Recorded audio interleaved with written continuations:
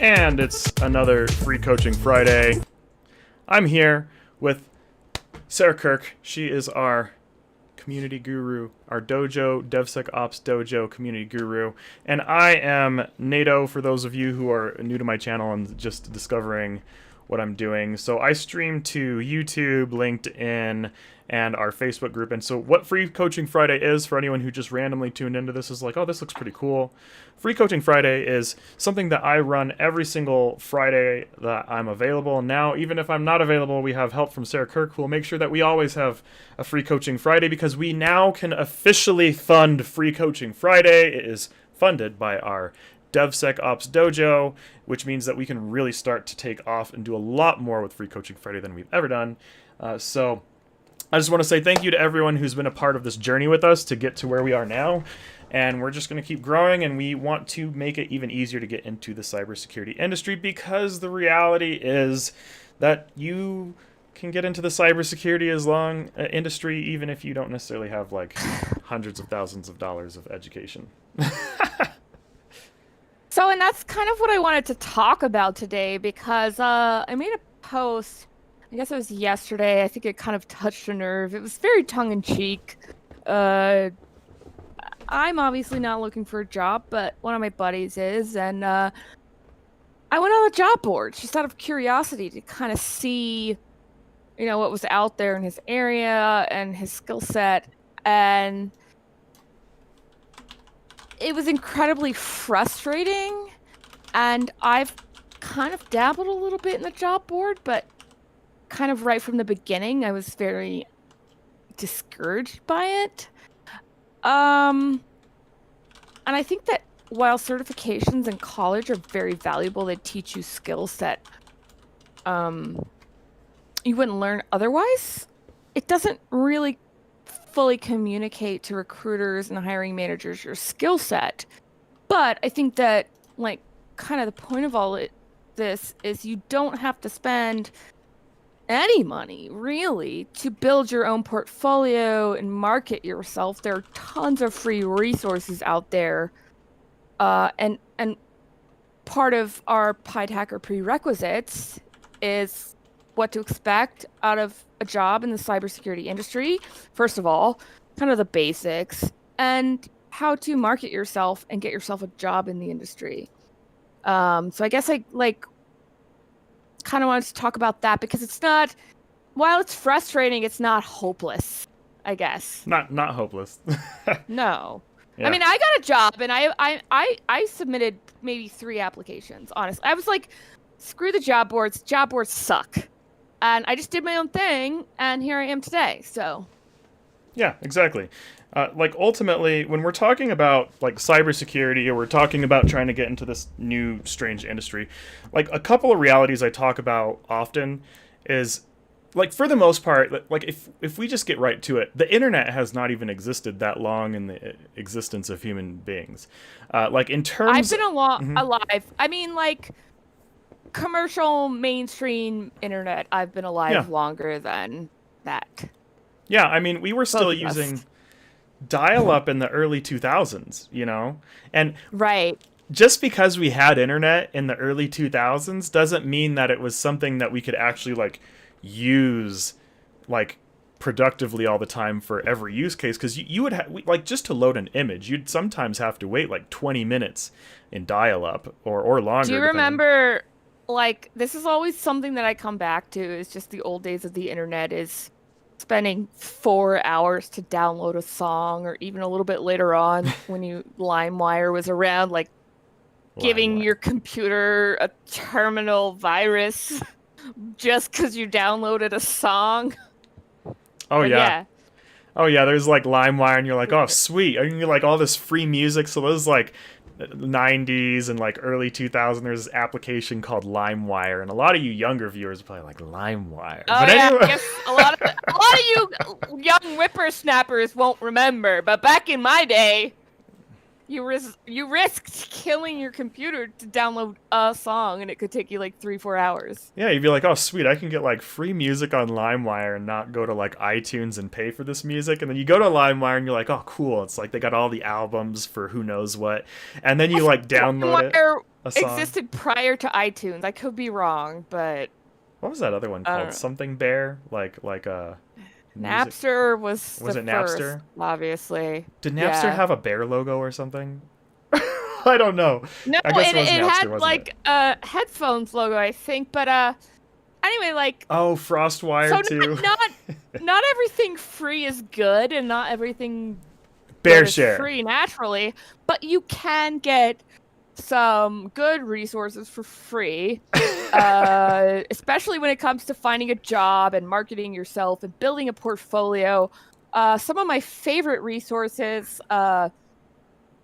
Austin Belchak on LinkedIn, Madeline Mann, they're really great resources for marketing yourself. But I think that something that, especially us noobs, and I'm not like a total noob, but like, let's be honest, I'm a noob.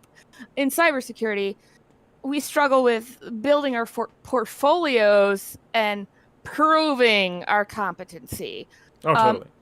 because it's not like we're building web pages or developing software or anything. It's not always the most easily demonstrated skill set, but I think that like one of the cool things that we offer is like the ability to prove your skills in cybersecurity and build that portfolio. So when a potential employer checks you out, they can see, oh wow, this person did this, this, and this. Here it is in black and white. And it's compelling. It sells you, right? Totally. Yeah. And it's like and I guess really if we start getting into like the education of it all, because if you're trying to like learn from all of these free resources, like if we do go back to when the internet was new and anyone, say in the 90s is looking for a job. If you're looking for a job in the 90s, you're not going on Indeed, you're not going on Monster, you're not .com, you're not going to any of these sites generally speaking. Not even Craigslist. Craigslist Yeah. didn't even exist, I don't think. And if it did, most people still didn't use it because like you have to suffer through dial-up. It's faster to just go to the offices, like go to a business farm. Buy a newspaper. Yes. Faster. Oh. Mm-hmm. Well, and also, I'm Newspaper. not sure, like, people were using Craigslist for totally kosher means back then. I'm not sure. And this is still the early 2000s. And so one thing that I'm just like really interesting thing to me is in 2020, people act like it's the year 2000 in terms of how they approach like their job search and how they get education. And I'm not trying to just like, talk anyone down, but it's really like a lot of the advice, like if you're talking to someone who got like started their career in the 90s or started the career in the early 2000s and they've never had to go through like the online revolution of trying to like get a job in saturated days on this crazy internet, the advice that you receive from some people is legacy advice from people who are talking about a once upon a time experience where they don't like, especially if someone's trying to retire right now, they don't know what it's like to get a job. And I don't mean to be harsh by saying that to some people. So what I have She knows found, best. and I have applied for jobs from the point of it was faster to buy a newspaper and call places to today. And I just changed career fields. And I think that even considering the tactics for finding a job that we used 5 years ago is obsolete, because now so many job board postings are copy pastas, like there's no thought put into them. The person who posted the job doesn't really understand the job or what's needed. And on the other side, some of us who are switching careers are being told that this is the baseline of expectations, and we're not clear on what's needed of us.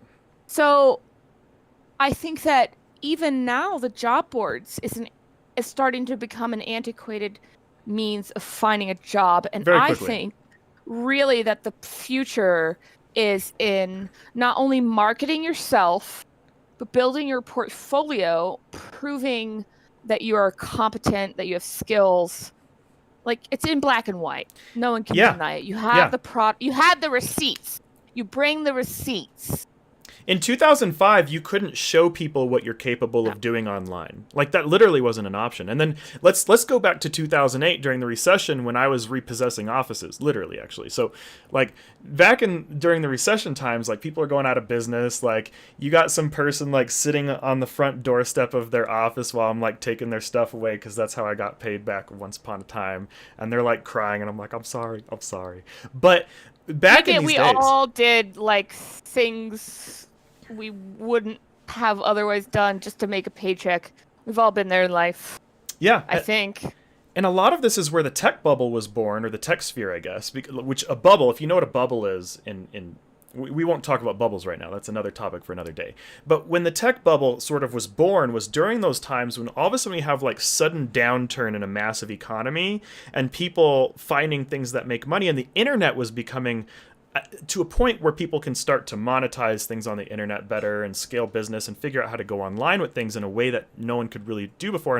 And smartphones were becoming a thing. So suddenly people were having these smartphones for the very first time ever.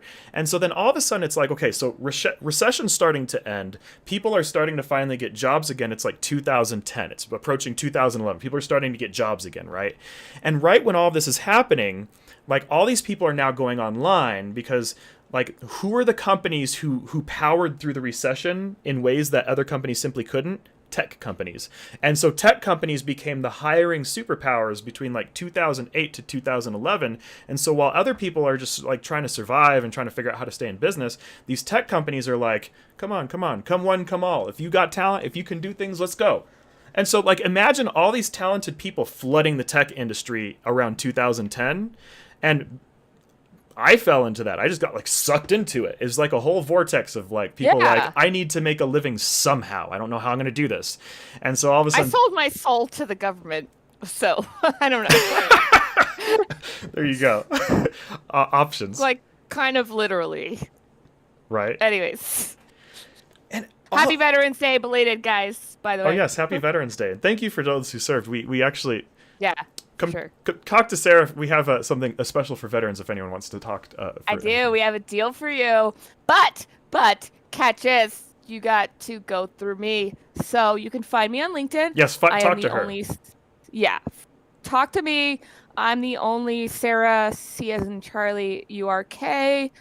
The only legitimate one that is. You can find me on LinkedIn. That's the easiest way. If you're a member of Notia Squad, you'll see my postings. You'll be able to figure out who I am. But point being, if you're a veteran and you want a deal on our Bring Your Own Pi Tinkerer experience, I'm your girl. Just the person to talk to. So, and that's kind of brings me into like kind of the point of our conversation. It's you don't have to pay for anything to get a cybersecurity job because there's so many brilliant, competent people out there with multiple certifications, a lot of experience, but maybe they don't have their portfolio built or they're not marketing themselves. And I think that one of our best offerings is our free offering, which is the Pied Hacker Prereqs.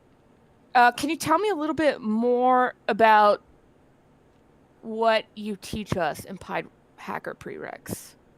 That's a good question. So, like one program that I do try to talk about, like in general, for those who are trying to get into cybersecurity, because I have said this in Free Coaching Fridays in general, is if you're a beginner, there's not much reason to necessarily pay to start getting a job. But in Pied Hacker Prereqs, one of the reasons why people fail to get into the cybersecurity industry is because they don't necessarily understand how the industry is structured, how it works. It really like how the business works. And so you can build all these skills, but if you don't know how the skills are applied or why anyone cares or why would anyone hire, like why do people pay you? How does your job make the company money?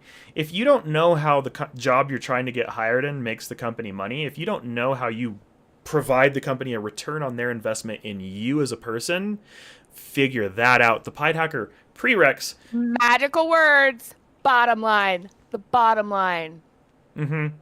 It helps you learn that part because really the only thing you really need to understand strongly to get started in the cybersecurity industry is to understand the value that you bring to the business and like learn how to drive that to them.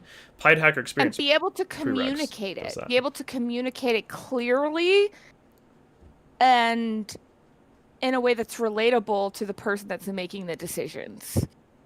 Yeah. So for those of you who are beginners and you're trying to figure out certain things, like it's not bad to learn the other things. The more advanced you get, you do need to pick up the technical skills and all these other things. But if you've never worked in the cybersecurity industry at all, the first thing you really need to learn is just like, how does the business work? Like, how am I even valuable? How do I even make the company money? Like, why are they paying me? Why are they able to pay me? If you can't answer a lot of those questions, you go through interviews and like, you can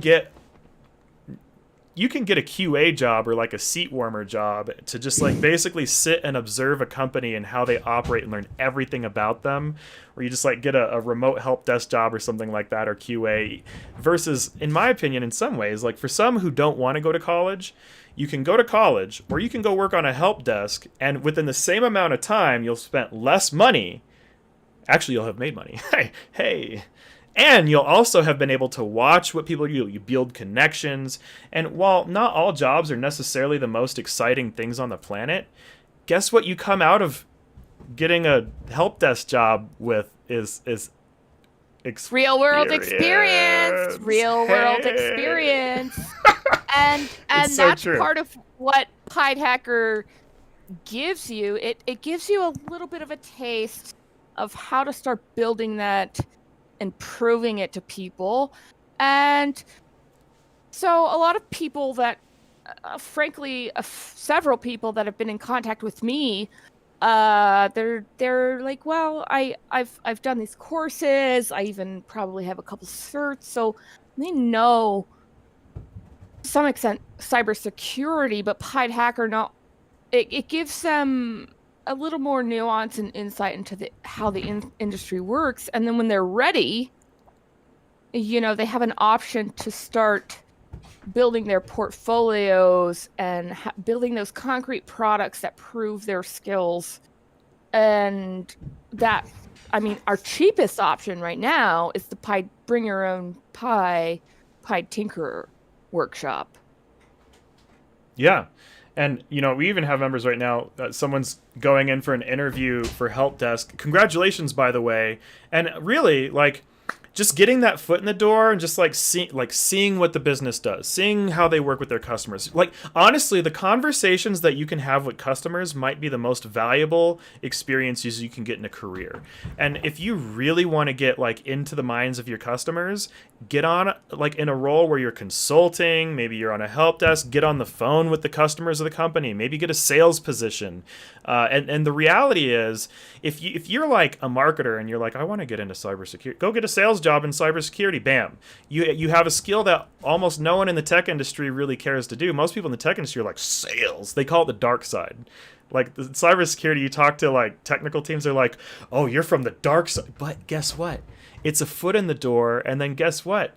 The services that you sell for cybersecurity are generally high ticket. So being a salesperson for cybersecurity in an industry where no one wants to do sales, like, you can shift from a senior level sales position somewhere else into a senior level sales position in cybersecurity, and then start picking up the technical skills with a full on salary and all these crazy things. Like, there's just so many options. And let me tell you what, a big part of what a lot of this comes from is we have the internet now. And because we have the internet, we suddenly have the things like Indeed and Glassdoor. And so like 2010, that's when job boards became a big thing. By 2005, almost everyone knew like, oh, job boards. So then they became saturated. But then now all of a sudden we have like these saturated job boards. But let me tell you, the value of saturated job boards is not actually applying on job boards necessarily. You can get a job through applying to them, sure, but job boards do actually give you, it's basically a database of information about the entire landscape and architecture of the industry. So if you look at all the applications all over Indeed and all over Glassdoor, you have like a bird's eye view of what every role out there looks like, what kinds of roles exist, and it's fascinating. You have a good point, because like when you first said that, I was like, job boards, nah. Like, I'm a little bit jaded at this point. Even though I didn't spend a lot of time on them, it was just very frustrating. But it does tell you like what jobs are being what type of people are being looked for, what kind of skills they're looking for. And if anything, the companies that have slots to fill. So if I see notiaPoint is hiring for an entry-level SOC analyst, am I going to apply through the job board? Hell no. Hell no. What I'm going to do is I'm going to go to LinkedIn and I'm going to look up notiaPoint. I'm going to look up notiaPoint's employees. And I'm going to find my new best friend out of the notiaPoint employees. And you establish that relationship. And that's another way to, beat the applicant screening systems, which are just so frustrating for everyone, I think. You're more likely to have your resume seen by a human being.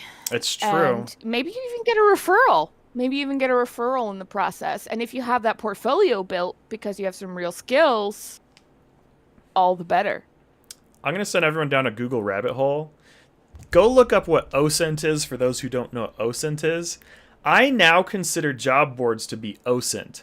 OSINT is not something that you click on to apply, but I'll tell you what, OSINT is valuable because it helps you target, and you can take job board data, use it as OSINT, take it over to either Facebook or Instagram or LinkedIn, but really LinkedIn's great. I use LinkedIn for a reason. And someone has a good question. What are your thoughts on selling yourself short? I know help desk roles give you experience, but will it give you the right experience for cyber? That is a good question. I want to answer this one so in terms of the idea of like selling yourself short, when you're looking for, say, like a job in the cybersecurity industry, some of these other industries, so Pied Hacker Prereqs I do have in there for anyone who has that free package. There is like a 5-year plan for like, it's a qualifications guide. That qualifications guide is designed to help you not sell yourself short. And it defines like, okay, so what if you have, because here's what a lot of people do. Intellectuals tend to have imposter syndrome the worst, and people who know the most tend to think that they know the least. And if you think that you're a genius and you know the most, that could be a sign that you don't know as much as you think. So if you think you know everything, that's called the Dunning-Kruger effect. The Dunning-Kruger effect. Yeah. Yes. Actually, yes. It's a real thing. Thanks for calling that out. Yeah. And it's important to understand that that's normal, so that like with the context of yourself, this is self-awareness building things, right? So if you want to understand like where do you lie, how do you not sell yourself short? You don't sell yourself short by trying to basically build self-awareness so that you don't sell yourself short. So we can ask questions like, okay, so if I'm going to apply for a cybersecurity job, let's ask a few questions first. Do you have any business experience that has to do with business process? That could be like compliance, sales, marketing. And then are you at an intermediate or a senior level, or are you still a beginner there? If you're a beginner in these areas, in the business side of business, because cybersecurity is for business, right? We need to understand that. If you understand business, you're not a beginner. I'm just going to say it bluntly, outright. You might even be better off trying to go be a manager of a help desk or something like that, and then get to know the people, and then use that as a gateway to get into cybersecurity. But that's not quite entry level anymore. But you might not know anything about technical. Does a manager? Can I give my thoughts on imposter syndrome, because I have struggled with that to a huge degree, and I've actually made some progress in that arena. And doing it, like, once it kind of clicked, it was a little bit, it took me aback a bit. So I kind of tried to take a step back, take the Mr. Spock approach, look at things logically. My name is Kirk. I'm a Trekkie, but I relate most to Captain Spock. So I was like, how would Spock look at this? Well, let's look at the facts. I have done this, this, and this. I have these data points to prove my competency, my intelligence, and my skills. So when you're feeling imposter syndrome, what I like to say is look at the receipts. Bring the receipts. You have it there. And when you look at it in more of a logical way, more of a mathematical, results-oriented way, it's easier to deal with that imposter syndrome, in my opinion. That's what worked for me, at least. Yeah, and like imposter syndrome, it really does cause us to necessarily not count our own qualifications. So if you do have past pre-existing qualifications, like this whole thing around imposter syndrome is people don't qualify themselves. This is with tech people, usually people who have an interest in technology. All of you are the worst, including me, because those who are usually into technology are usually very smart, and anyone who follows me generally I find are just brilliant people in general. And so Obviously. like you guys challenged me. I'm like, I learned so much from my audience, if I'm honest. And so like what a lot of you do that even I've done is you'll have all this incredible experience in education, and then you'll be like, oh, I don't really know anything, or I don't really know that much. Learn to look at your past and qualify it. And then the other side is, what if you don't have any experience? Do you have any like tinker experience? Like, have you built a gaming computer?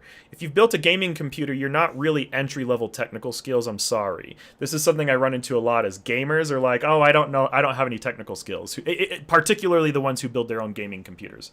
Right. And the second like someone who built their own gaming computer says that, I'm like, oh no, like you don't understand the value of your skills. And it's kind of hard to watch too, because it's like you have unusually high aptitudes and you have no idea that anyone values what you know. And then another really good question that I want to cover, because this is really important questions related, is how do you recommend non-college student members to improve their soft skills such as writing, interpersonal communication, and so actually that's a really complicated question, because I will say that can I yeah, you can start. just address that?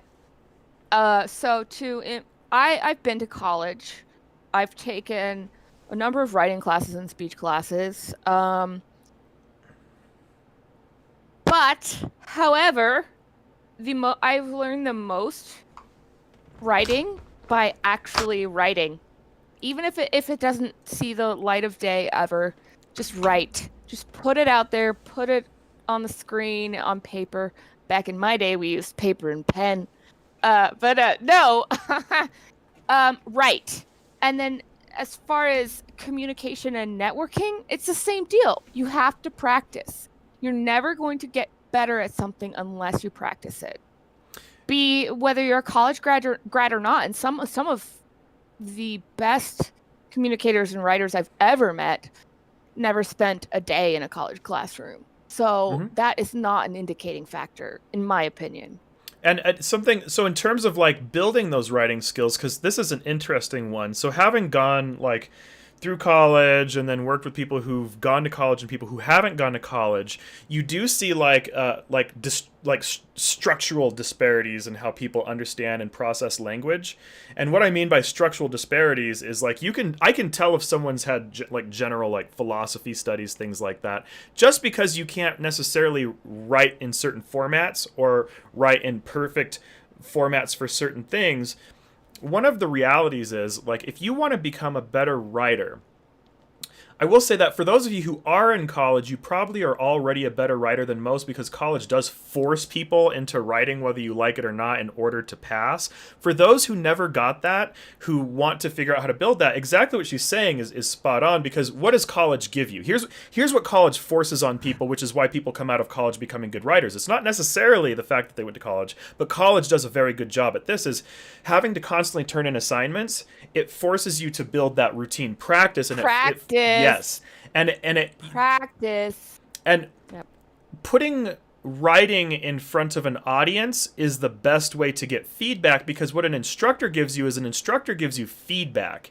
And so if you're trying to learn writing skills, write to an audience, because I'll tell you what, when I first started doing even my videos, I got the worst criticism. People told me I should never make videos again. People told me I should never do public speaking. And like, I got the nastiest messages from my very first YouTube video ever. And like, here I am still making videos and expanding it out. But it's the same thing with writing, is when you put something out, content in general, people give you feedback, and if you look at that feedback and try to analyze it from a non-emotional standpoint, because a lot of it, people will say things like cruelly and they might be emotional towards you and how they say it, but if you try to pick it apart and be like, okay, so what caused someone to like react to me in this way, and then like really try.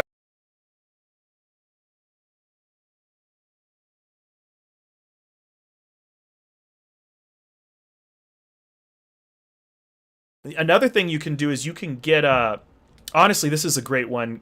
You can get writing jobs, honestly, like technical writing jobs. If you really want to become a good, that type yes, of thing. yes, Yeah. copywriting is one of the most sought after things on the planet, and people don't even care if you're good because it's really hard to like get people who are willing to copyright. And then a lot of times copywriting is high turnover because people, they get tired of it and they want to quit.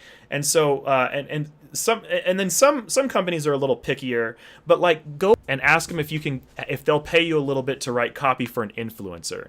Things like that are honestly, it's one of the best ways to learn writing, where you're learning without paying. You might make a little bit of money, and then they're getting value from you, and you're building connections, and you're networking. And this is similar to creating your own version of college. What do you get out of college? Networking. College has good benefits in that.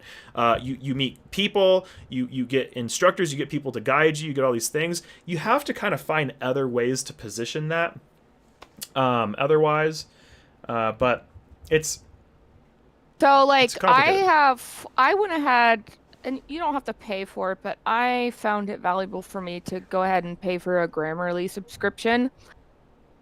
And I did go to college, so I have some concept of writing structure and everything. So, and at this point, I don't get a whole lot of flags on what I'm writing, but when I do, it's very nuanced stuff so you're getting live feedback on what you're writing, and you don't have to pay for it. You can get really good feedback on your writing, sentence structure, spelling, grammar, all of it for free on Grammarly. Grammarly is a great tool, but not only do you have to, like, especially for just starting out and you're not really feeling comfortable putting out writing and stuff, following content producers and seeing what they do and trying to emulate that, but putting your authenticity behind it is very helpful, because you can see what people put out and what works and what doesn't,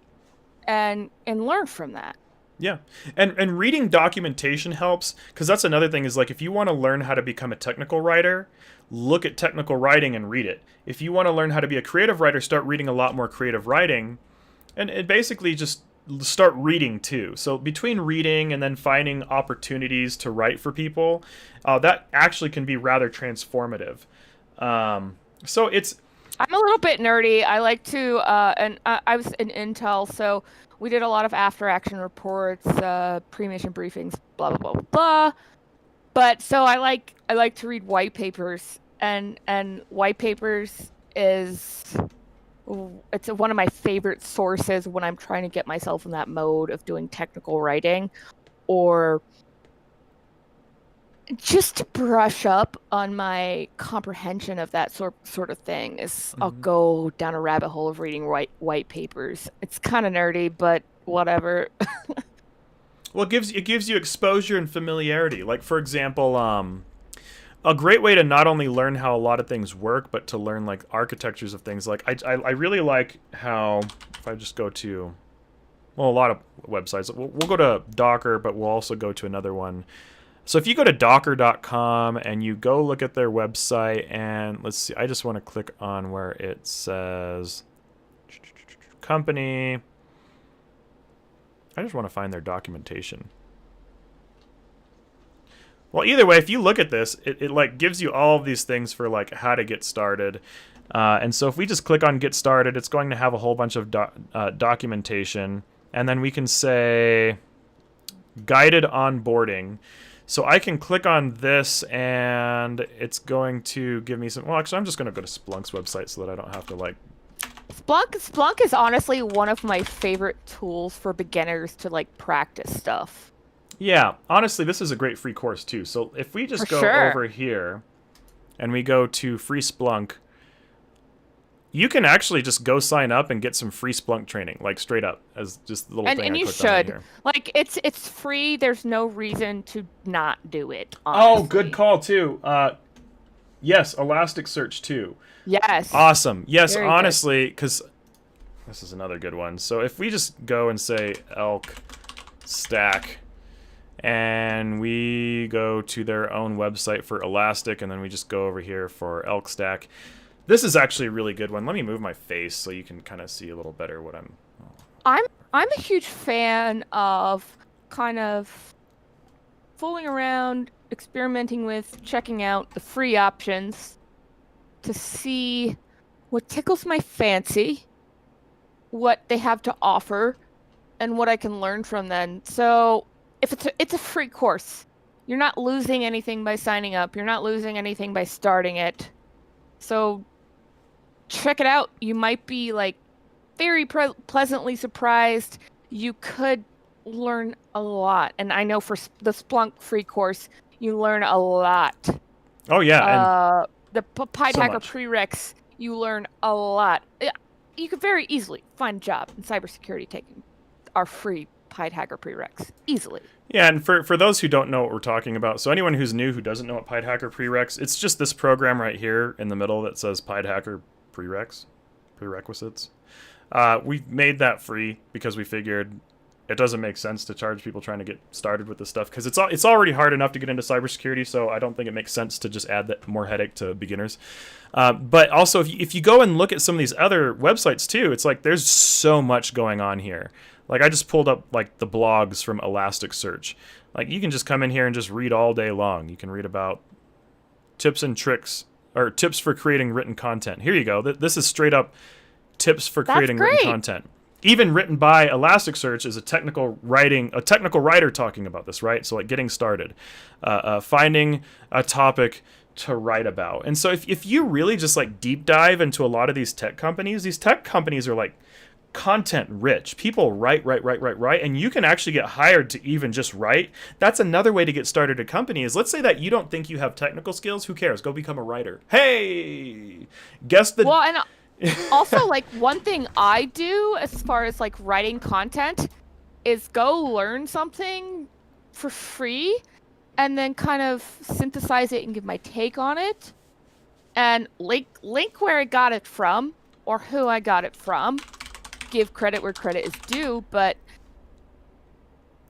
showing that you can synthesize and convey that what you've learned is a huge skill. Yeah. Like a really strong example, and I'm just going to use this person as an example. So if anyone's ever heard of Yolanda DeKoff, if Yolanda ever watches this video, hello. But she's awesome. She is an ethical hacker who basically is just like, hey, look, I have so many skills. She can write, she can code, but she built all these skills herself. And then she's like, people like the stuff that I'm putting out there. She started writing and pumping it out into the social. She's like, let's go. She has a huge Facebook group. She does incredible work. And then she's like, okay, so people like what I write, so let me write more of it. And then she's like, people like the tools I build, so let me build more of them. And then people liked what she was doing so much that she got to the point where now she has like her own website, and you can come in here. And like, honestly, she is a blow for blow example of how much you can do by yourself without anyone, without a company, without ever working for a company, without ever wanting to work for a company and making your own. And you become one if you want to, for that matter. But skills can really separate you from becoming dependent on an employer, which is something that's really hard to build those skills. But if you just do things, doing is the thing that not only makes employers want you, it makes customers want you. It makes people want to be your friend. Well, anyways, that's one of those things. But But like not part always. of it, the core element of that is not only do you need to build your skills, you need to be able to sell yourself and your skills and communicate why you and your skills have value. Yeah. Ultimately, why they have value to the bottom line. Because Yes. when you talk to a business person, a capitalist, what they care about is the bottom line. Yeah. If you can prove that you can improve that, then you're in. It really does work that way because like, just simply put, just as she's saying, there's so many out there who have no idea what the value of their own skills are. They don't even know why a company would hire them for technical skills. And here's what I see. Here's what I see. I see this, and it's actually really hard to watch sometimes. People will be like, okay, so I'm building these technical skills, and they'll keep getting their technical skills where they're like way beyond what anyone needs to know for a job, and maybe just have like the most incredible aptitude, be some of the most brilliant people on the planet, but they can't get a job. And so I don't know if anyone's ever thought about this a whole lot. It's like, why can't some of the most technical people in the world who can do all this stuff, why can't they get a job? Can't get a job if you don't know how to translate the value of those technical skills. If you don't know the value of those technical skills or how much your skills can make a company back. Like, for example, I charge more than this now. I charge about $800 an hour if someone wants my hourly time. I used to charge $300 an hour. But the reason why is because, like I got a whole business to run. I got to take care of all these things. Like, if I just suddenly disappear from the business, if I suddenly disappear from the business with everyone doing all this stuff just to, like, you know, make $150 an hour, I'm gonna jeopardize the entire company. So the value of my time, the bills keep coming. Yeah, they don't stop. You want to pay my hourly rate? You got to pay for my entire team to operate, basically, so that without me, so that I can like afford to just like be like, all right, everyone, I won't be able to guide you for this period of time, so don't worry, they're paying enough for everyone to not panic, and so you know, and so you need to understand how much money you're capable of making for a company. I swear. It's just a really interesting thing. Yeah. So one of my things with those really technical people, because I relate to them in like a weird way, in that I feel the imposter syndrome in a super hard way, but also like I see I grasp the technical. So I see their value, but I'm also able to communicate, I think, effectively. So I see where they're like, they have all these great skills and they're just not selling themselves. And like, to sell yourself and communicate, like you said, you have to understand why you are valuable. So I just want to foot stomp that, I guess, because it's so important. And that is how you get a job. It's so true. And so it's like, you really do just, you have to know your market, you have to know who you're working with, you have to know why someone would pay XYZ for XYZ, and you have to know what their ROI is.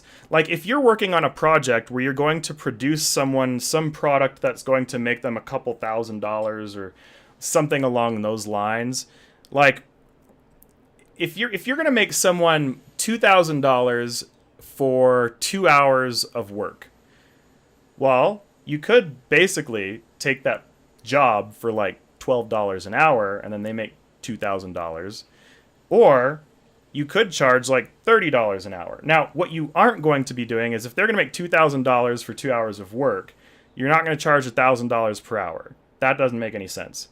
However, on the other side, let's say that you are working with a venture fund, right? And with that venture fund, let's say that they are working on a project where their goal is to basically release like at least $100,000 sale, right? And they're going through like a 6-month conversion for certain things and so on and so forth. And they need a solid week with you to kind of set up this $100,000 conversion, right? You might have to charge a rate that's appropriate for what they're trying to accomplish and what they're trying to make in return.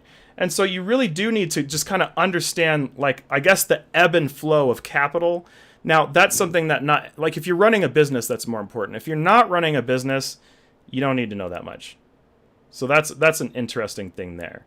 But if you are, like, you have to know how to get someone a return on their investment.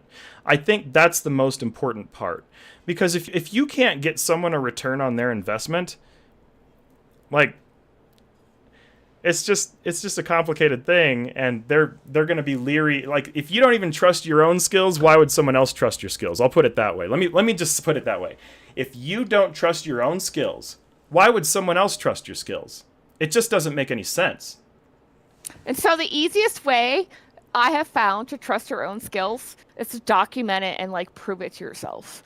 And go into it knowing what you're capable of. And there's no better way to prove to yourself and a potential employer what you're capable of is building that portfolio.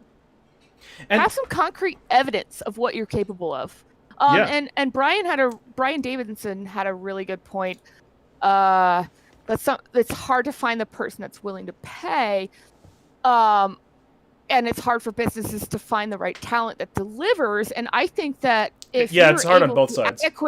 adequately communicate and prove your skills, that to some extent solves both problems, because you're putting it out there, and someone who wants what you have to offer, they're going to see it. They're going to find you if you're doing it right.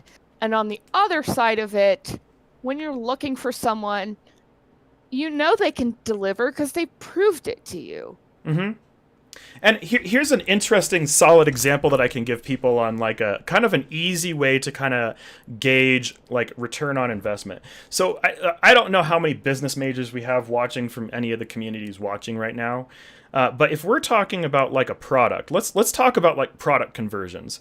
If we're talking about any old product conversion, software, hardware, doesn't matter, something Service being shipped. HTTP on NEMS is critical. What is that?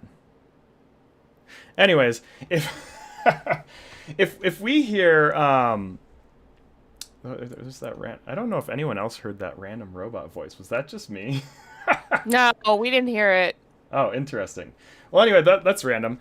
So if we are working on, say, like selling a product, if you want to have a product that sells quickly, make it cost less, right? But if you have a product that's like $50, you probably don't want to basically put a lot of resources into producing a $50 product necessarily, because it might be a little harder to figure out how to return an investment on like a $50 sale, depending on what you're doing. So, I guess I'm not the only one who heard it. I have no idea what that came from. Well, I'm not listening to the Facebook stream. I think we're on a different, so that makes sense. That's so funny. Server critical. Server critical. Is that what it said? Yeah, something like that. It might have come from my NEM server, because my server is kind of that's what I'm showing on my screen here. It's probably what it's from. Oh no. Because I've been messing with it, and it's been it's been a thing. So like I guess what is my point? I was trying to talk about what's it called? Commissions. So like let's say you get like a 30% commission or a 20% commission. If you sell a $50 product, that 20% is much smaller, but it probably sells faster. But let's say alternatively, you have a product that costs $100,000. You're not going to sell a $100,000 product in a day, in a month, maybe not even 2 months. Honestly, it might take up to 6 months or 10 months to sell one $100,000 product. And let's say that you're getting a 30% commission. So if you're trying to become a salesperson, you're looking for jobs and you're looking for certain things, and you don't know the expectations for like revolving like product sales and things like that, and you're like, yeah, I'm going to make this $100,000 product, and I'm going to go out there, and I only have enough budget to survive for 3 months, right? I have enough budget to survive for 3 months, and I'm going to sell this $100,000 product. You're going to go out of business far before that product sells. Yeah. And so I guess, like, in terms of like understanding like that, and you're like, yeah, I'm going to make this $100,000 product, and I'm going to go out there. Brian says that lowering the cost too much, people assume quality is low, and I think that's an important point. But so I think that that's true. Ties into what you were just saying is you have to find the sweet spot in price for what you're offering. Yeah. If you price it too low, people think it's worthless. Yep. And if you price it too high, it's going to take you a year to sell your product. And by then, it's too late because you're bankrupt. Yeah, and so it's like, and even if you do sell a really expensive product, as long as you understand like the sales cycle, Like, if you're trying to become a technical developer and you don't understand sales cycles and you're producing $100,000 products, if you're not the salesperson, that's fine and dandy and all. But if you're trying to get hired as a developer who does these things and you understand a bunch of like these concepts, and then you also understand how to drive down budgetary costs, like, there's value in understanding how to have development skills that can drive down development costs to also allow companies to get a greater ROI on their developments too. So I mean, it's just a complicated thing. And so, like, for me, that sounds like a little bit scary, because we already have so much to learn, especially as noobs, in this world. But it doesn't have to be scary. You don't have to know the ins and outs of all of it. Like, a key thing to know is, for example, that if you implement the CIS, the top 20 CIS controls, you can avoid 85% of cyber attacks, thereby saving hundreds of millions of dollars. You don't have to know the intricacies of money you're saving, but do have a firm grasp on the monetary value of what you're delivering. Yeah. And so it's, over time, this is stuff that you learn through experience. But what I will say is, like, if you are trying to learn technical skills, if you are trying to learn writing skills, if you are trying to learn some of these other things, understand that there is a value to what you're doing. And the more you get involved with business, you'll start to see what that value looks like, and put as much energy as you can, in my opinion, especially if you want to increase your income, or if you're trying to do something like build a business someday, or, now some people, they really do just want to have a job that they show up to and then go home, and really they just care more about the benefits, and they want to spend most of their time away from the job. But some of us are career people. If you're a career person and that's like something that you're passionate about, not everyone's passionate about career, I'll be honest about that. But for those who are passionate about career, learn the value of your skills. And even if you don't learn the value of your skills. Okay, like a devil's advocate here, even if you just want to show up and punch the clock, if you want to make the most per hour of punching that clock, you got to be able to drive the bargain by knowing what you're worth. How are you going to make more money if you cannot argue your worth? Whether you give a crap about your job or not. I mean, giving a crap about your job, you're gonna do better, so cannot recommend it enough. But even if you're a clock puncher, understand your worth. Yeah. So, and it's just one of those things. So, I guess for those who are trying to build those skills, just get to know, like, what are the things that you like doing even. Because whatever you like doing, like, the more time you invest in a single skill, you're going to get better at. And whatever you want, like, whatever you decide to put your time into, that's where your skills are going to generally become more valuable. So really, it's just like sinking time into things. And knowledge is so valuable. One thing that I am an honest, genuine believer is if you're investing in education, it'll pay back down the road anyways. So, like, whether or not you went to college or did some self-studies or went to a trade school or all of the above or got a whole bunch of certifications on top of that, or maybe even have a PhD. I have no idea. Maybe you have 5 degrees. Maybe you have 1 degree. Maybe you have nothing and you've just Googled all your life. If you're building knowledge, over time, no matter how you invest that time, that money, anything toward that, that's something that goes into you. And even if you have salaries that go up and down and other things like that, the more valuable you make your own skills and your own knowledge base and the things that you know how to do, it increases your capacity to do more and more and more and more. And it's all related to the same thing. So well, just and put your time also, in. when you start to build skills in one area, while it may not cover every necessity in another area, it will enhance your ability in that area. If you're a good writer, you're going to be able to market yourself better. If you understand science and building, you're going to be a better programmer, developer. If you understand cybersecurity, you're going to be a better developer because you're able to integrate security into your development, thereby saving your company money. If you understand business cycles, you can sell yourself better. It's all overlapping, and it's one of the most important things, in my opinion, is recognizing that most of your skills can apply to a wide variety of your needs in life, business needs and the like. Yeah. So it's just one of those things that the more you invest into yourself, and well put, is like, in a way, no matter how we want to look at it, we are human capital, and we make ourselves as valuable as we decide to. And then of course there's like positioning and like where you do things and community, and not money's not everything either, because you could have, I'll put it this way, is like Sarah and I both come from having jobs that paid quite well. And like I run a company, and at this point, it's like, even if I make as much money as I've made in the past, I have to pay people and things like that, which is fine, and it works that way. But then, like, you could be making, pay people. Yeah, you could be making like 6 figures working at some company, but ultimately, I do things you like, too. I did make 6 figures a year, and while my boss was wonderful, my coworkers were wonderful. So, disclaimer there, I was miserable for a variety of reasons. So, money's not the end-all be-all there. And a question here, it says, with the Pied Hacker experience, does it give you a taste of things? Sometimes it's hard to...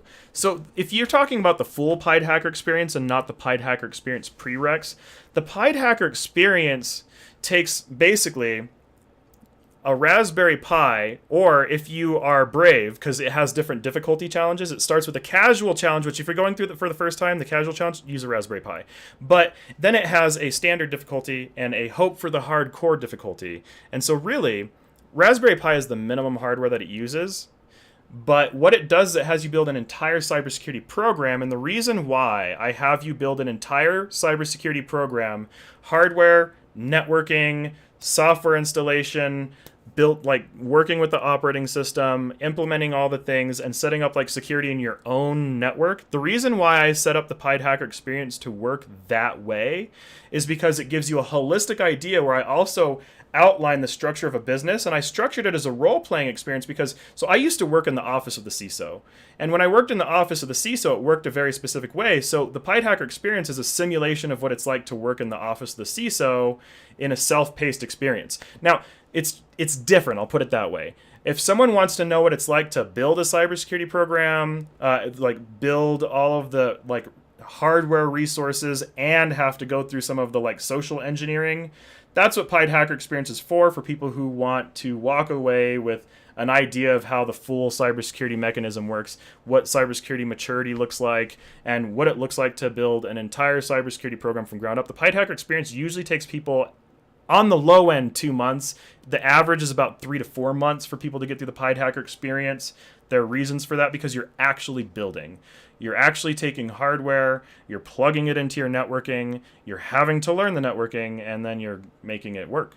And this kind of ties into what we started talking about, is that because you're doing that, you can document it, you can prove your competencies, and thereby market yourself better. It gives you the tools to build your portfolio, to prove to employers your worth and your value. And it helps you to understand your worth and your value. Yeah, because so that's one thing that I care about, is I like to provide people as holistic of an experience as I can, which is kind of impossible without giving people a job. But essentially, I was like, why don't I put people to work for themselves to build their own cybersecurity program for their own home or for their small office? It's really for anyone who's running, do you have a home? Do you have a small office? If you don't have access to a router, that might be something to establish. Like if you don't have access to your own network and things like that. But if you don't have access to a router, that's a whole nother thing to figure out. Maybe start there. But I think most in our group generally tend to have hardware laying around, so that's something to think about too. Because if you do Pied Hacker Experience on some random network, you're going to be seeing like everyone's data. Like that's a privacy issue, I guess. So use your own network, because that could be a now that would be I haven't really given that much thought. Is like, what happens if someone decides to take Pied Hacker Experience on a network that's not their own? They're going to learn a whole lot about whatever that network is, which might not be a good thing. Ooh, that could be fun. That could be fun. Oh, man. Honestly, you just give me like too many bad ideas right now. HTTP, okay.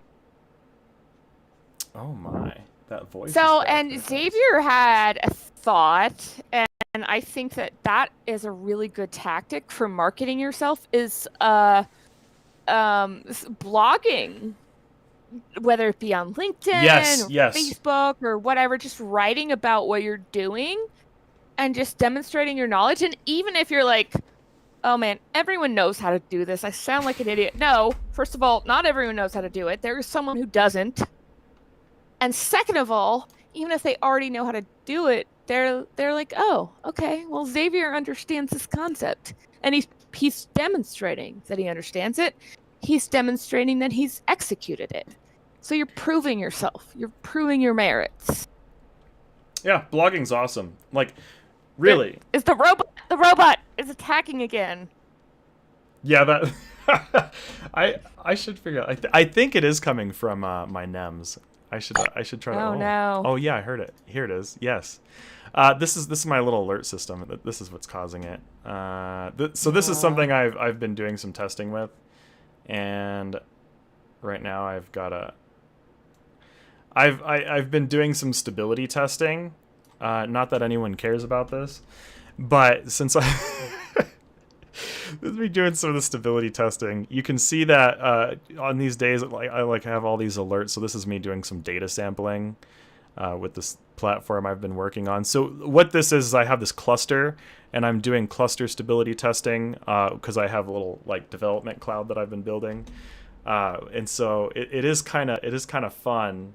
Because SIM, security information and event management, is having things that alert an event. So I've been playing around with alerting, and I guess it's working because it's talking to me. Here it is. I see the little. I bet this is totally it. Anyways, there you go. Live alerting. We're doing it, and it's talking to us. That's another thing that Pied Hacker teaches you about, is like the hardware that goes on behind the scenes. Oh yeah, that's true. It's like, what is all this stuff, you know? Yeah, like what's even going on? I mean, I'm not even I'm still new. Don't judge me. This is just one of the systems on the cluster, and this thing is actually pretty cool for temperature-wise. That's pretty nice. This is probably not anything that's all that interesting to everyone right now. I guess talking about a few free resources for those who aren't familiar. So anyone who is not familiar with Hack the Box, if you're trying to learn cybersecurity, things like that, Hack the Box is a great free resource to just start diving into. So good. Like, get your hands dirty, go do some good stuff, like, you know, go learn some codey bits. And then also, if you want to work with systems that are vulnerable by design and, you know, play around with reverse engineering, bits like that, I really love what you can find on VulnHub. So especially if you have, you know, you can get. You also have Damn Vulnerable Web App, DVWA. That's very easy for beginners. When I was a beginner, even I understood it. And it has levels of complexity. Oh man. And then we have so for anyone who's working with Raspberry Pis is just a convenient learning platform. That honestly, if I'm going to be honest, like, why is Raspberry Pi a good learning platform to learn on? Because I don't know if I talk about this a lot, and why do I do development and teach development using Raspberry Pis? Because I teach agnostic development. But for anyone who's just like trying to figure out an affordable way to just start learning things, Raspberry Pis have networking. Raspberry Pis have a processor. Raspberry Pis have RAM. Raspberry Pis are also painfully affordable.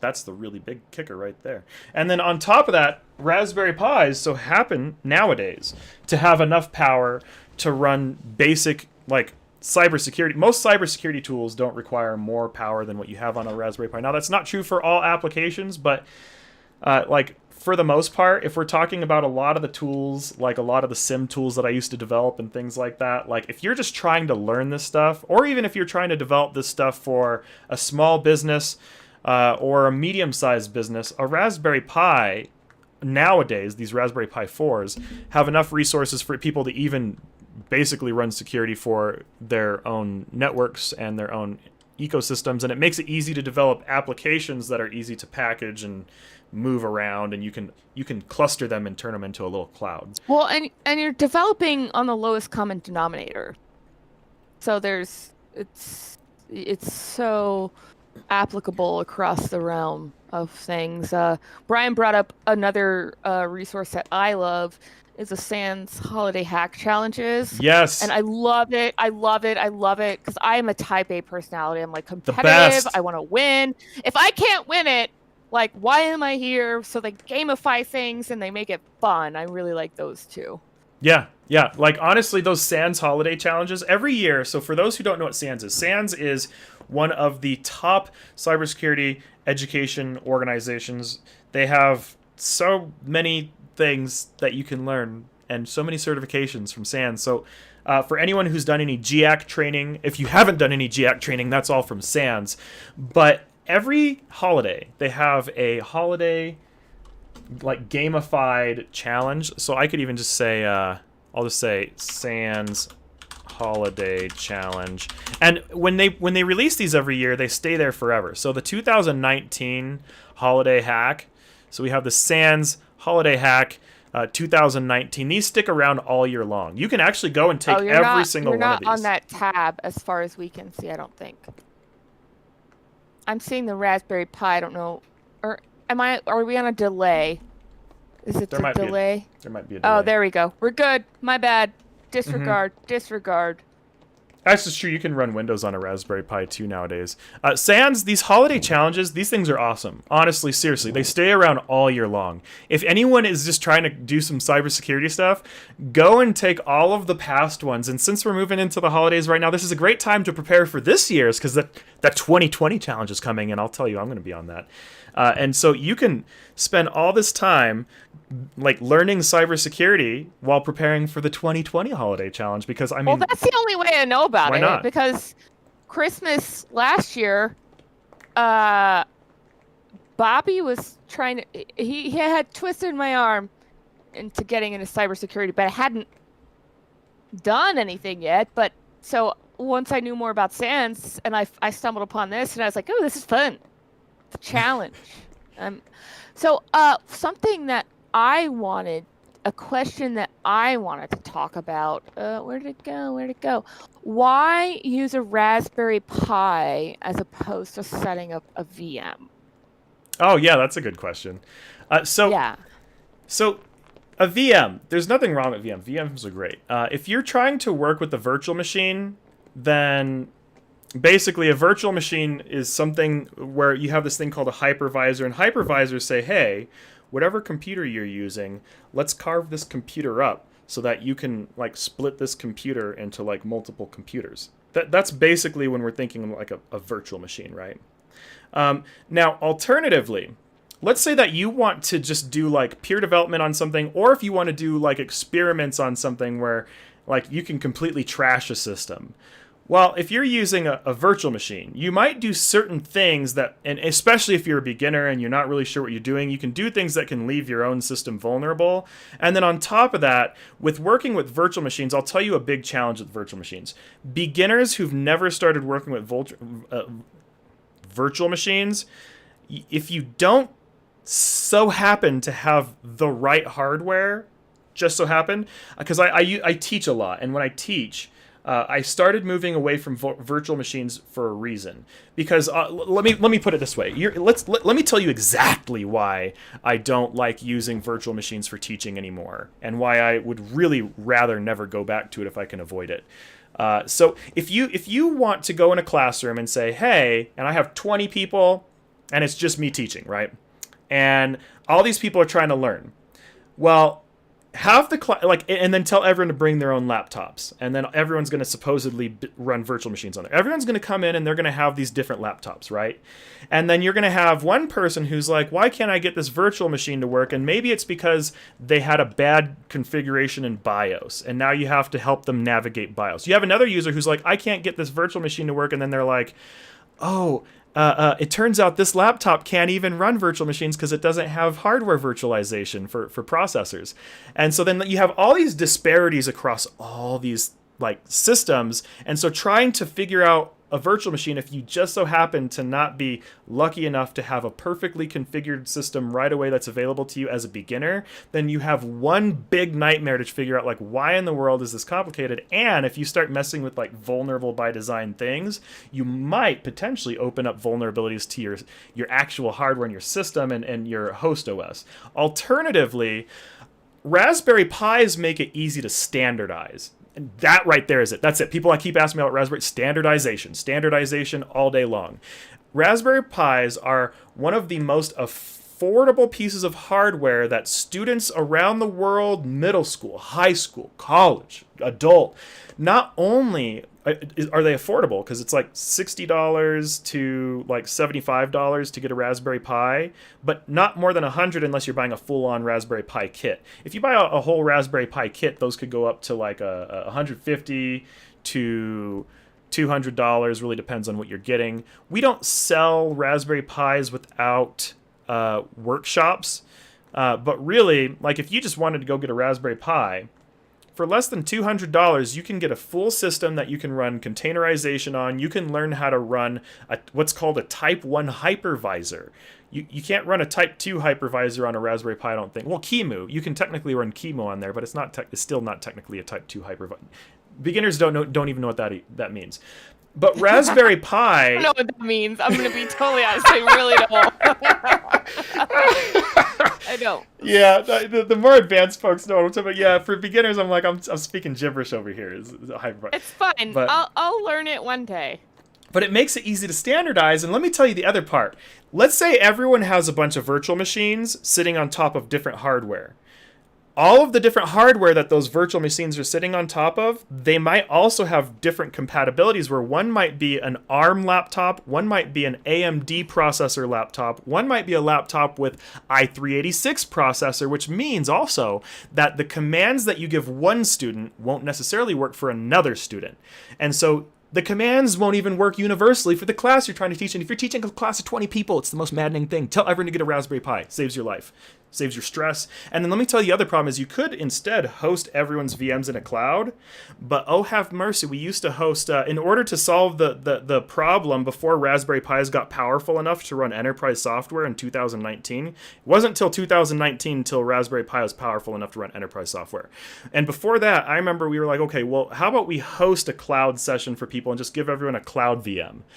The like cost of those cloud training VMs was so much money that it's like that now we have to charge people $10,000 to deliver them a standardized learning experience. A standardized learning experience now costs $10,000. Give them a Raspberry Pi. It's much cheaper. I think you know what I'm talking about when I say that the cloud-based VMs I experienced were a friggin' nightmare. And borderline, no, fully useless. Like, nightmare. Just the delays and I can't even. AWS can be good so for bad. learning. Mm-hmm. Well, I mean, I guess maybe I have a particular experience with a cloud-based VM. Anyways, moving on. Standardization makes everything easier. Everyone's on the same baseline of hardware, and like I said earlier, the Raspberry Pi is the lowest common denominator. If you can develop for a Raspberry Pi, you can make it compatible with everything. Yeah, and there are some disparities for like platform development. Now, I particularly focus on cloud development. So for someone who like develops video games or something along those lines, if you're trying to develop video games, probably don't try to develop video games on a Raspberry Pi unless you're developing games for Raspberry Pi. That wouldn't make a whole lot of sense. But if you're trying to... Would Doom run on Raspberry Pi? Oh, like the old one? Yeah. Yeah, I mean, probably, right? you can. I don't know if it runs natively, but you can emulate it. Yeah, so yeah, you can. Thought. Totally. Random, sorry. Yeah, like and so I mean, you can still get games to work on like Raspberry Pis and things like that. But if you're trying to do like cloud development on a budget, right? Like there are a few other ways to do cloud development on a budget. But if you're just trying to do, say, agnostic development for Docker or Kubernetes for containerization, and let's say that you're using something called BuildX, right? If you're using what are called BuildX tools, what this means is that you're saying, I want to develop software that will work on essentially any processor type.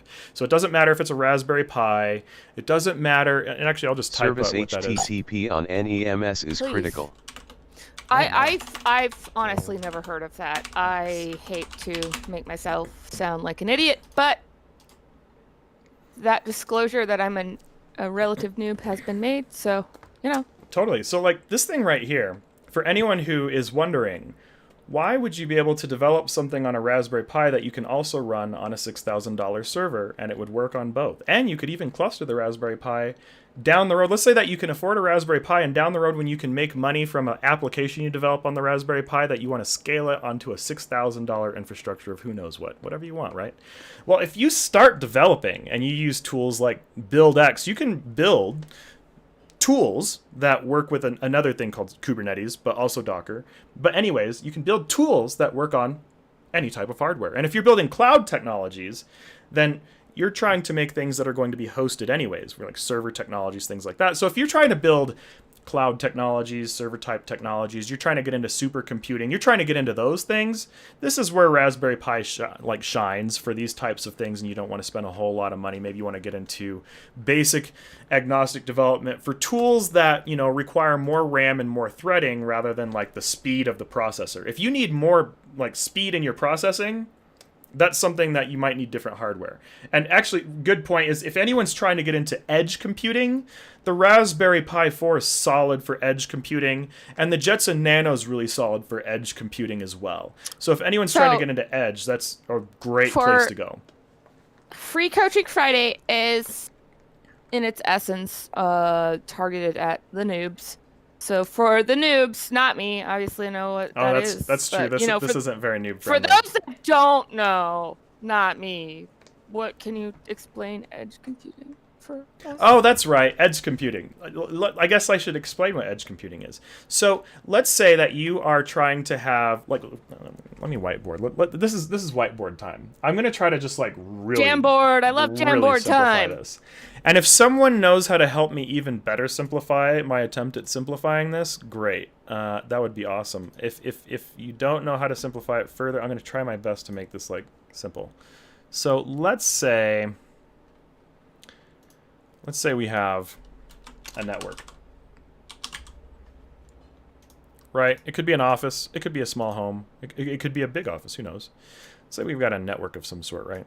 And in this network, let's say that we have, you know, say that we have some internal systems, right? Great. Look awesome. at all those Jamboards. It's beautiful. I love it. And let's say that we, on the outside, we have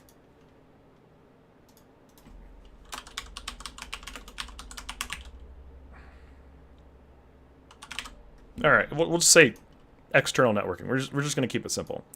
I'm trying not to really think much beyond just these simple concepts.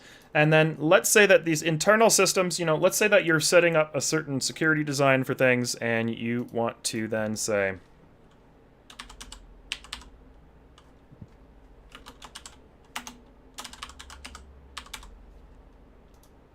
now this is really overly simplified, but this is so that people kind of get a general idea. Edge devices. Then let me finish drawing this and then I'll explain. So we have external networking, like internet, all that fun stuff. And then we have something that's managing the connections that are going into the environment, right? Then we have these internal systems. Now, the internal systems, depending on what kind of application you're running, a Raspberry Pi might not have enough processor speed. So if you want processor speed, whatever internal systems and environments running may or may not run on a Raspberry Pi.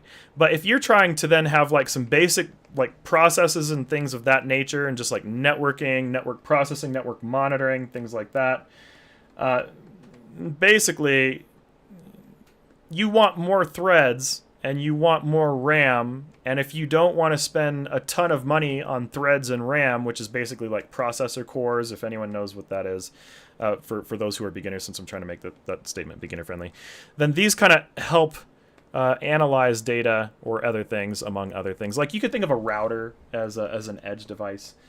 Yeah, that's kind of that's a really high level concept of like what an edge device is. I'd say the data might be going both ways, generally speaking. So edge devices can come in many flavors, but probably some of the most like common types of edge devices you might think of is like a router of sorts or a modem of sorts, depending on how a network is structured. Think of it that way, or like a network tap of sorts. Like there's all kinds of things, but it's the idea. I guess I just never heard it referred to it in that terminology.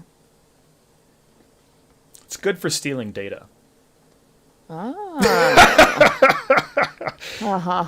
you go. You can use Raspberry Pis to harvest and farm data from remote locations. No, actually, that's probably not the reason why you should be using Raspberry Pi. Don't go out there and use a Raspberry Pi as a data harvester. That's not... you can actually get caught doing those things, and you can go to jail. Like, don't mess with people's networks. People have monitoring. Use your powers for good, not evil. You can still do fun, sneaky stuff, but use your powers for good, and that's kind of what notiaPoint's all about, right?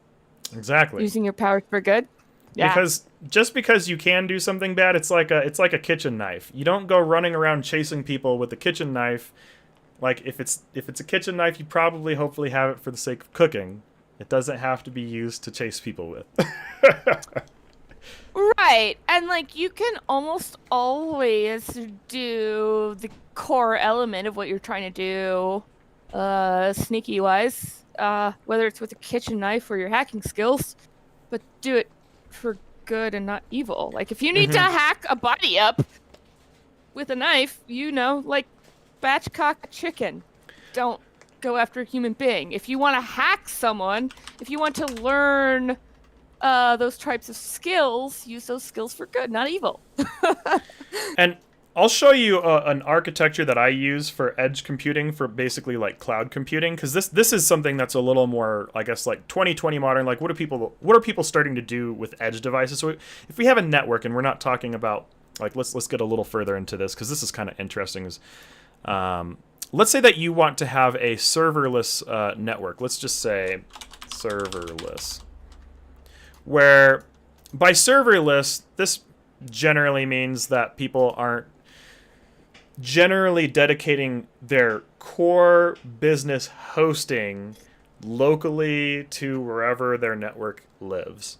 And so this is implying that your business hosting, you might even have servers in your network for various reasons of who knows what. But if your core like hosting is like not local, that's serverless. Let's just go there. Let's say that we have a serverless network, and we want to then have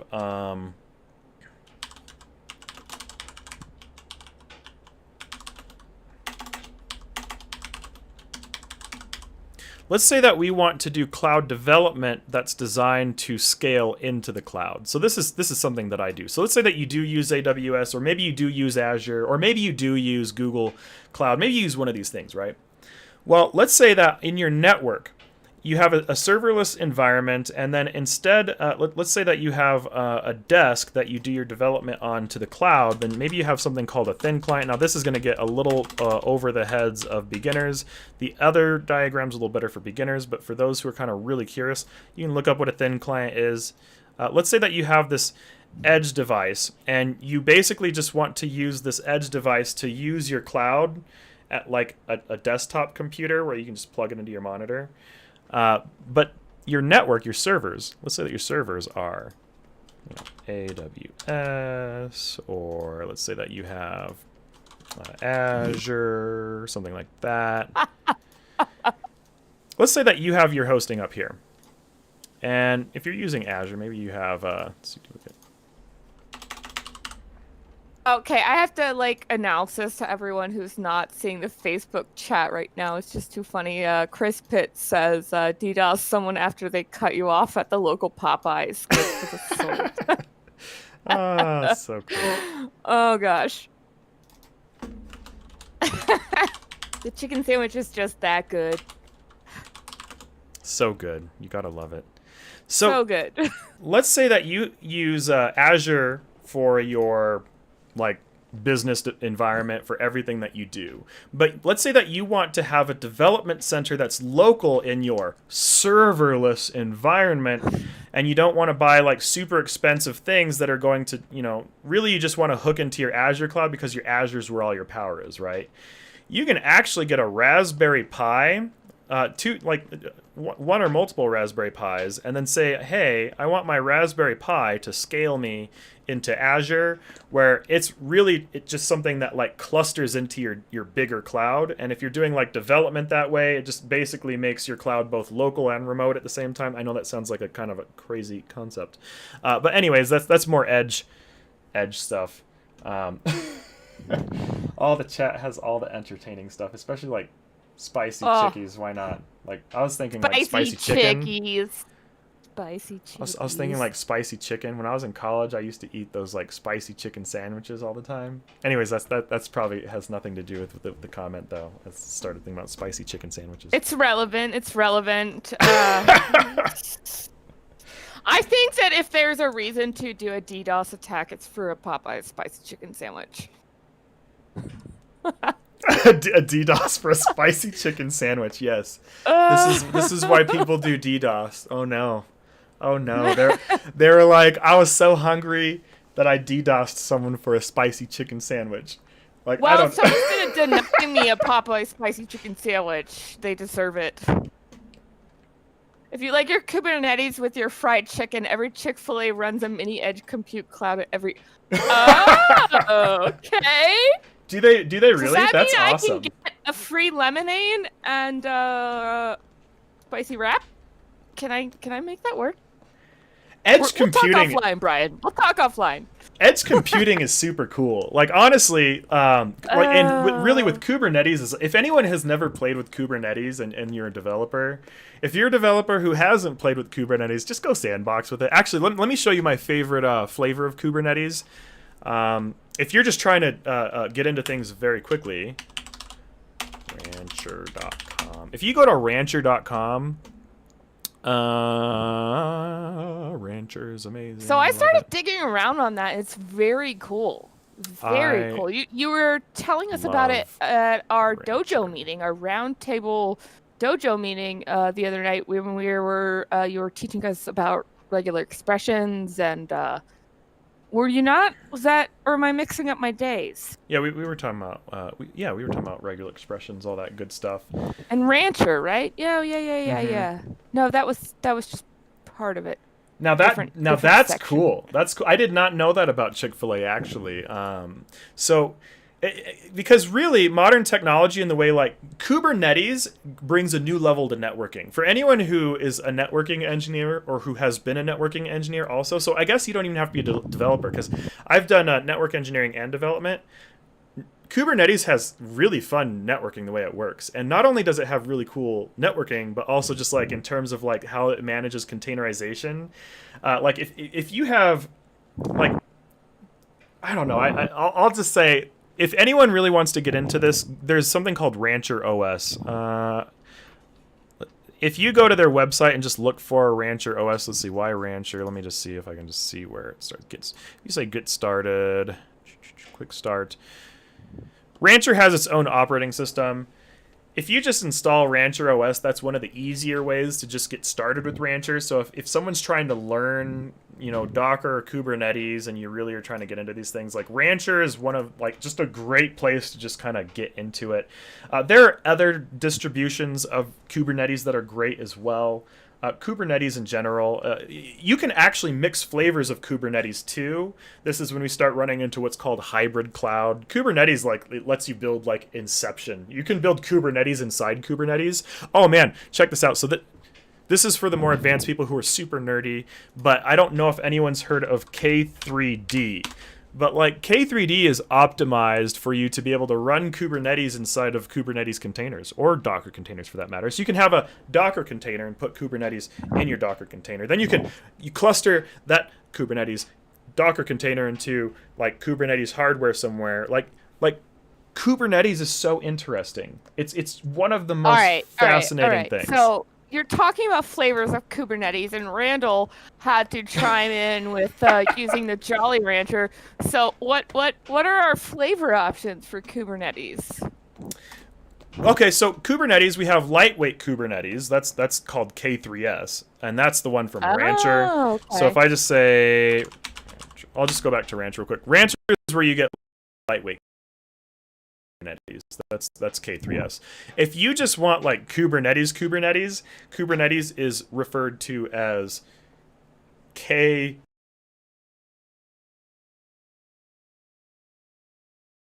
Kind of a confusing looking thing. So if you ever see K8S, that's Kubernetes. It does not phonetically relate to the word Kubernetes. Yeah. Sorry, Brian, you're wrong. It's so confusing. Oh, Kubernetes. But yeah, there's a whole bunch of there's like a micro kube. There is a standard Kubernetes. So if we just go over to like Kubernetes is built by Google, I believe. Let's see, Kubernetes. Pretty sure it's Google, unless I'm losing my memory. If we just go straight to like you can just get standard Kubernetes as well, which is Kubernetes, and that is something. So, I hate to detract from that question to move so quickly on to another, but Chris wanted to know: can you explain the Kubernetes and its relationship with Docker? Oh yes. That's a very good question that I don't know how many people know this, and and honestly, this is a good mind stretch for me to figure out how to simplify. I don't know how many times I've tried to explain this, but I'm going to try to explain it in a simpler way than what I would to the more advanced folks. So yeah, for those people, yeah, I get it. Most simplified way to think of Docker versus Kubernetes. Let's just do this. Let's say we have Docker. And then let's say that we have Kubernetes, right? So in order for either Docker or Kubernetes to work, we essentially need something called a containerization engine, or you could call it a container daemon, which is technically the proper term for it. But let's just go ahead and add that language here. Is we have to have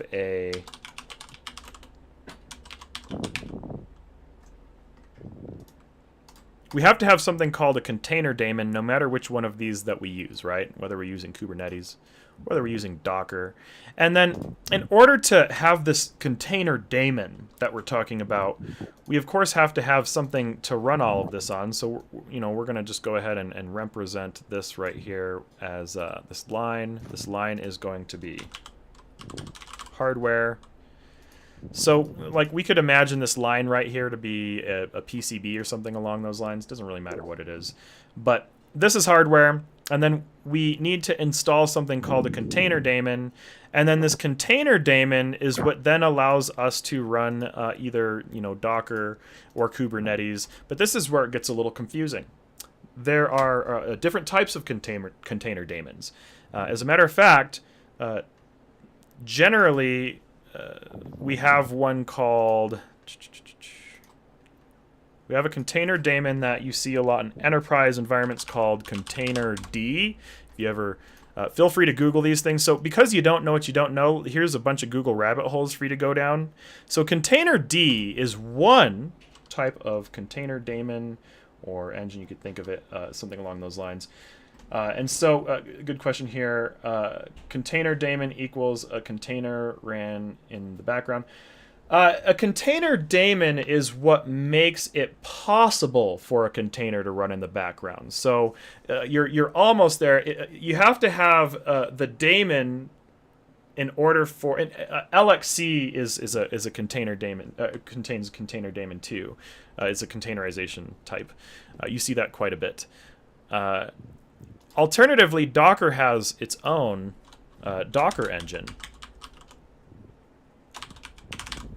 So this is where Docker, Kubernetes, some of these get a little confusing. Docker has a Docker engine of its own, and it has a container. And then you can install Docker on top of that. So without me getting too terribly confusing, to talk about kind of where Docker and Kubernetes intermingle, Kubernetes is capable of using images built in and by Docker. That's like at the high level. I'll just say that. Kubernetes is capable of using images built with Docker. And even more interesting, you can actually install Kubernetes in a Docker engine too. So then you end up with this weird thing right here where you have a Docker engine that's running this. So this is kind of a really, really, really simplified explanation of me trying to explain how, I guess, Docker and Kubernetes interact. But the most important aspect here is it comes down to the images.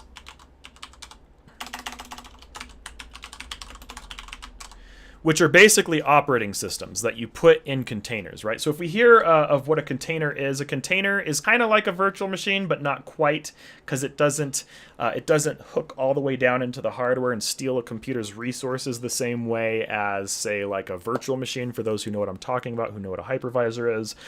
Containers, they live on top of these little software layers right here, just a piece of software called a container daemon. And then if you install Dockers, you can also put Kubernetes in there. And then also, interestingly enough, you can even say, let's have Docker and Kubernetes on the same system and separate them with different container daemons. And that's something that I do for development purposes. If I'm trying to, like, if I have a development center on a production system, I'll usually have something like, most of the hardware won't have any Docker integrations on it, but I'll have, like, say, some system or something, what's called a broker. Not that you need to know what that is right now, but basically, like, Kubernetes and Docker running in the same environment that are just, like, separated in that environment with just different container daemons. And oftentimes, I don't really like using Docker engine for production systems. I prefer using Containerd for production systems and things like LXC for production systems. There are reasons behind that. It has to do with, like, vulnerabilities, so on and so forth, all these other things. But Docker's images, so if you develop a container image in Docker, which in my opinion, I prefer to build images in Docker, but I don't prefer to, like, host from Docker. Kubernetes tends to be more redundant, and Kubernetes, let me tell you something about Kubernetes, is Kubernetes has super computing timings. So if you want to get into supercomputing, you want to start messing with Kubernetes, where you're going to have overall more efficient processing. You could think of Kubernetes as a way to produce, like, self-healing and self-repairing applications, as to where Docker doesn't have the same stability structure, and it's not going to operate at those same supercomputing timings. So if you build a container image in Docker, it might be easier to build it, it might be easier to deploy it, it's fewer clicks, it's fewer types, and if you aren't using something like Terraform, if you're using Terraform, I guess it doesn't really matter if you're using Docker or Kubernetes. If you don't know what Terraform is, it's a orchestration tool it's one of many that I like. There's different ones. There's, like, Puppet. There's, like, Salt. I think Salt does. Anyways, that stuff doesn't matter. But the difference between Docker, Kubernetes, like, I guess the thing that they share is that they both are able to use Docker images, which is why I like to develop for Kubernetes with Docker, and I'll develop with I'll develop with Kubernetes too, sure. But if I'm in a hurry and I'm trying to move fast, and I don't have infrastructure set up with packages for Kubernetes orchestration already, and I haven't put time into that, just Docker is just a really good rapid way to just start developing for developers. And then when you're ready to go production, and also good point here is Kubernetes is auto scaling.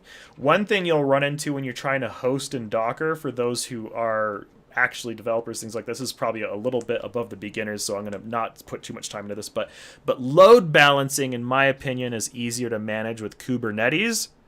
Development is easier to manage with Docker. If you don't know what load balancing is, then one thing at a time, start learning the basics first. You'll eventually run into the scenario of why load balancing matters.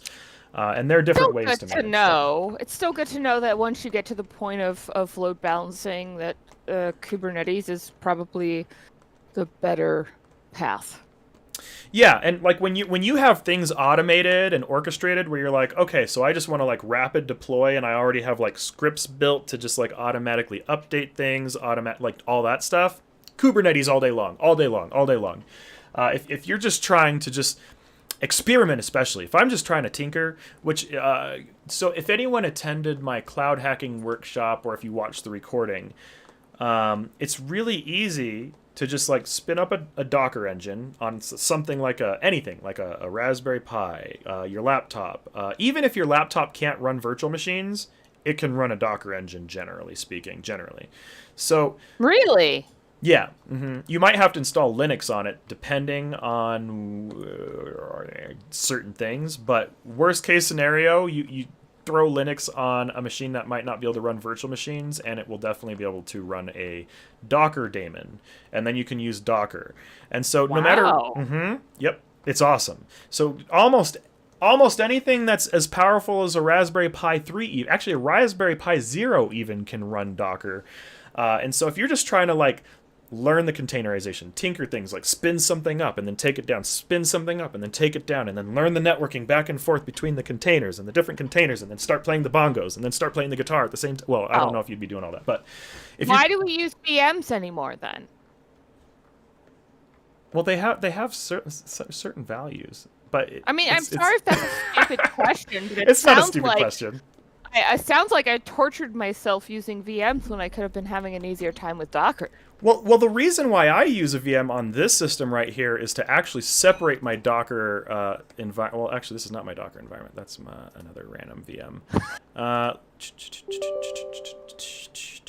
I'm seeing your video on delay because I had the Facebook up and I just saw it. It's because I had to jam. So, like, I have this CentOS Development Center, and then I have this CentOS Splunk Center. I just run Docker in both of these to do, like, just general Docker engineering. And, for example, this Splunk runs out of a Docker container in this virtual machine. So I use virtual machines to separate Docker instances now. I'm like, let's set up a Docker lab here on this VM. Let's set up another Docker lab here on this VM. So I like to do that. And if you want to try Docker on different operating systems, yeah, there you go. Well, that makes sense. That makes sense, at least to me. Yeah, I prefer, if we're using OS 10, I prefer running Docker directly on it. If we're using Linux, I prefer to run Docker directly on it. If you're running Windows, I much prefer to run a virtual machine with Linux that has Docker in it. Now, there are other ways to go about doing it. You could create something called a Docker machine. You can go down the Google rabbit hole and look up like what's a Docker machine, right? That's something that is fine on Windows, but it just kind of comes down to what you're trying to do, what you're trying to accomplish. And someone made a good comment. The lines between VMs and containers are blurring. I agree. What's especially WSL2? What is WSL2? I want to say that's a Linux development layer, if that's what I think. If it's what I'm thinking of. Chris says he likes it because he can set up a web server really quick, mess around, and just nuke it and start over. Mm-hmm. And like setting up a new VM can be like, even if you have a golden image, can be time intensive if you don't have adequate hardware. I And it sounds like, mhm. yeah. I would now these days, from my teaching experience and watching new people soak up new technologies, I have seen time after time after time beginners pick up Docker infinitely faster than virtual machines, unless they just so happen to have hardware that runs virtual machines without quirks or without having to learn how to go into the BIOS and things like that. Alternatively, if a user does not have the appropriate hardware right away, the curve to get them to feel comfortable using virtual machines is like trying to move a planet. And so alternatively being like, yeah, just install Docker, and then making sure that they have like the things to get Docker running, especially if they already have like a Mac system or some of these other things.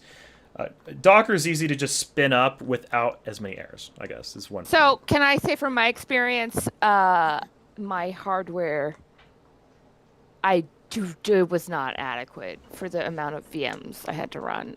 Sure. Mm-hmm. Yeah. So for Yeah. anyone that missed the answer to the question, WSL2 is Windows subsystem for Linux version 2. Right. And Chris says Docker is easier to pick up, but harder to master. Do you find that to be true, NATO? I would agree with that. Because virtual machines, they're harder to pick up, but like once you kind of have, especially if you so happen to have a system that at least has adequate like cores and RAM. So if you have at least, especially if you have more than 4 cores on a laptop or a system, if you have like 6 plus cores on a system that is like virtual machine friendly, and you've never touched a virtual machine before, and you don't even know how that works or how that interacts, you're not going to necessarily have the worst time trying to figure out how to get virtual machines going. It can be a little more to figure out, but once you get it, that system forever is then easy to run virtual machines on. Unfortunately, and if you have 4 cores, it can be beginners trying to work with 4-core systems and they don't yet understand how hypervisors carve up the hardware. You can basically run into a scenario where your system starts like getting really slow, and you're like, why is it chugging? And then people are like, oh, and then they force it to shut down and they corrupt their whole computer.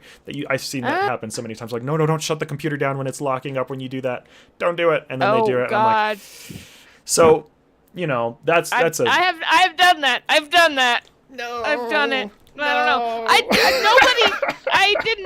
don't know. I didn't know. You got lucky if it didn't trash your whole system. I've seen some really, especially when you're in the middle of a boot camp and someone's like second week in, and all of a sudden like their system's like completely corrupt, and maybe this is the worst. Let's say that they had personal information on that laptop that they didn't want to lose, and then they're trying to get the virtual machine stuff running in there, and then like their whole laptop's like now corrupt. Whew. So it's a lot easier to avoid these issues with Docker. That didn't happen to me, but it was definitely, thankfully, I guess I didn't have anything important on it. I had bought it cheap for what I needed for the boot camp, and yeah. Anyways, totally. Sorry to interrupt. Go on. Yeah, and then Docker, really, why is it harder to learn is once you get far enough along to start using Docker containers, from that point forward, you almost kind of have to have developer skills to start doing much more from that. So it kind of forces you to start picking up developer skills if you really want to start doing a whole lot with Docker and things like that. And so if you give someone, tell someone like, hey, yeah, you can do all this cool stuff with Docker, and then they like get it and they're a beginner and they don't know what they're doing, they'll be like, okay. They'll get like a little container, and then they'll see that they can get to a terminal. Let me just show you. So if we just go over to let's just I'm go a over visual person. I love to see what we're working with. I think that, I mean, we're on video. Let's show us. Show the people. So if we are in Docker, right, and if we're taking a look at a cluster that we're running here, I detached the production cluster on here, but that doesn't matter. So let's say I click on this little development cluster. This one I haven't done a whole lot with, but let's go ahead and say that you want to... Let me go ahead and grab a command. I'll just pull a Docker container right now, maybe. Actually, I don't want to create too much dead air. Maybe what I'll do is I'll generate this at a later time, but I guess I can just see if I can quickly spin up an image. Maybe from we what I have here. can put a pin in it for next session. Or Oh. whatever. I don't know. Whatever works. Actually, I actually have an image that I can just cool. spin up real quick. Because what I don't want to do is go ahead and spend too much time trying to pull something. But if I just say add container, let's say... Your thing. I have zero experience with Docker. That's one of the things I'm really excited about working with NATO. He's going to teach me all the things about Docker, about Kubernetes, about cloud hacking. I'm working through my PyHacker prereqs right now. And yeah, so quite a bit of it I know, obviously, because I've been through the cybersecurity boot camp. However, there's still valuable knowledge there, even if you do have cybersecurity knowledge as a beginner. And I think that if you do have that baseline of knowledge where you're really going to start improving on your knowledge base is doing PyHacker, PyTinkerer. And we do have the PyTinkerer bring your own Pi option. And if you are a veteran, you can get $100 off. And it's basically $475 value for $150. And we might have some other deals in the pipes, TBD. But for now, if you're a veteran, you can come through me, $475 worth of instruction and learning for $150 plus. You get access to the dojo, which is an unparalleled education experience. You will not get it anywhere else. And I'm excited to learn all I can, because NATO obviously has a little bit of an idea of what he's doing. So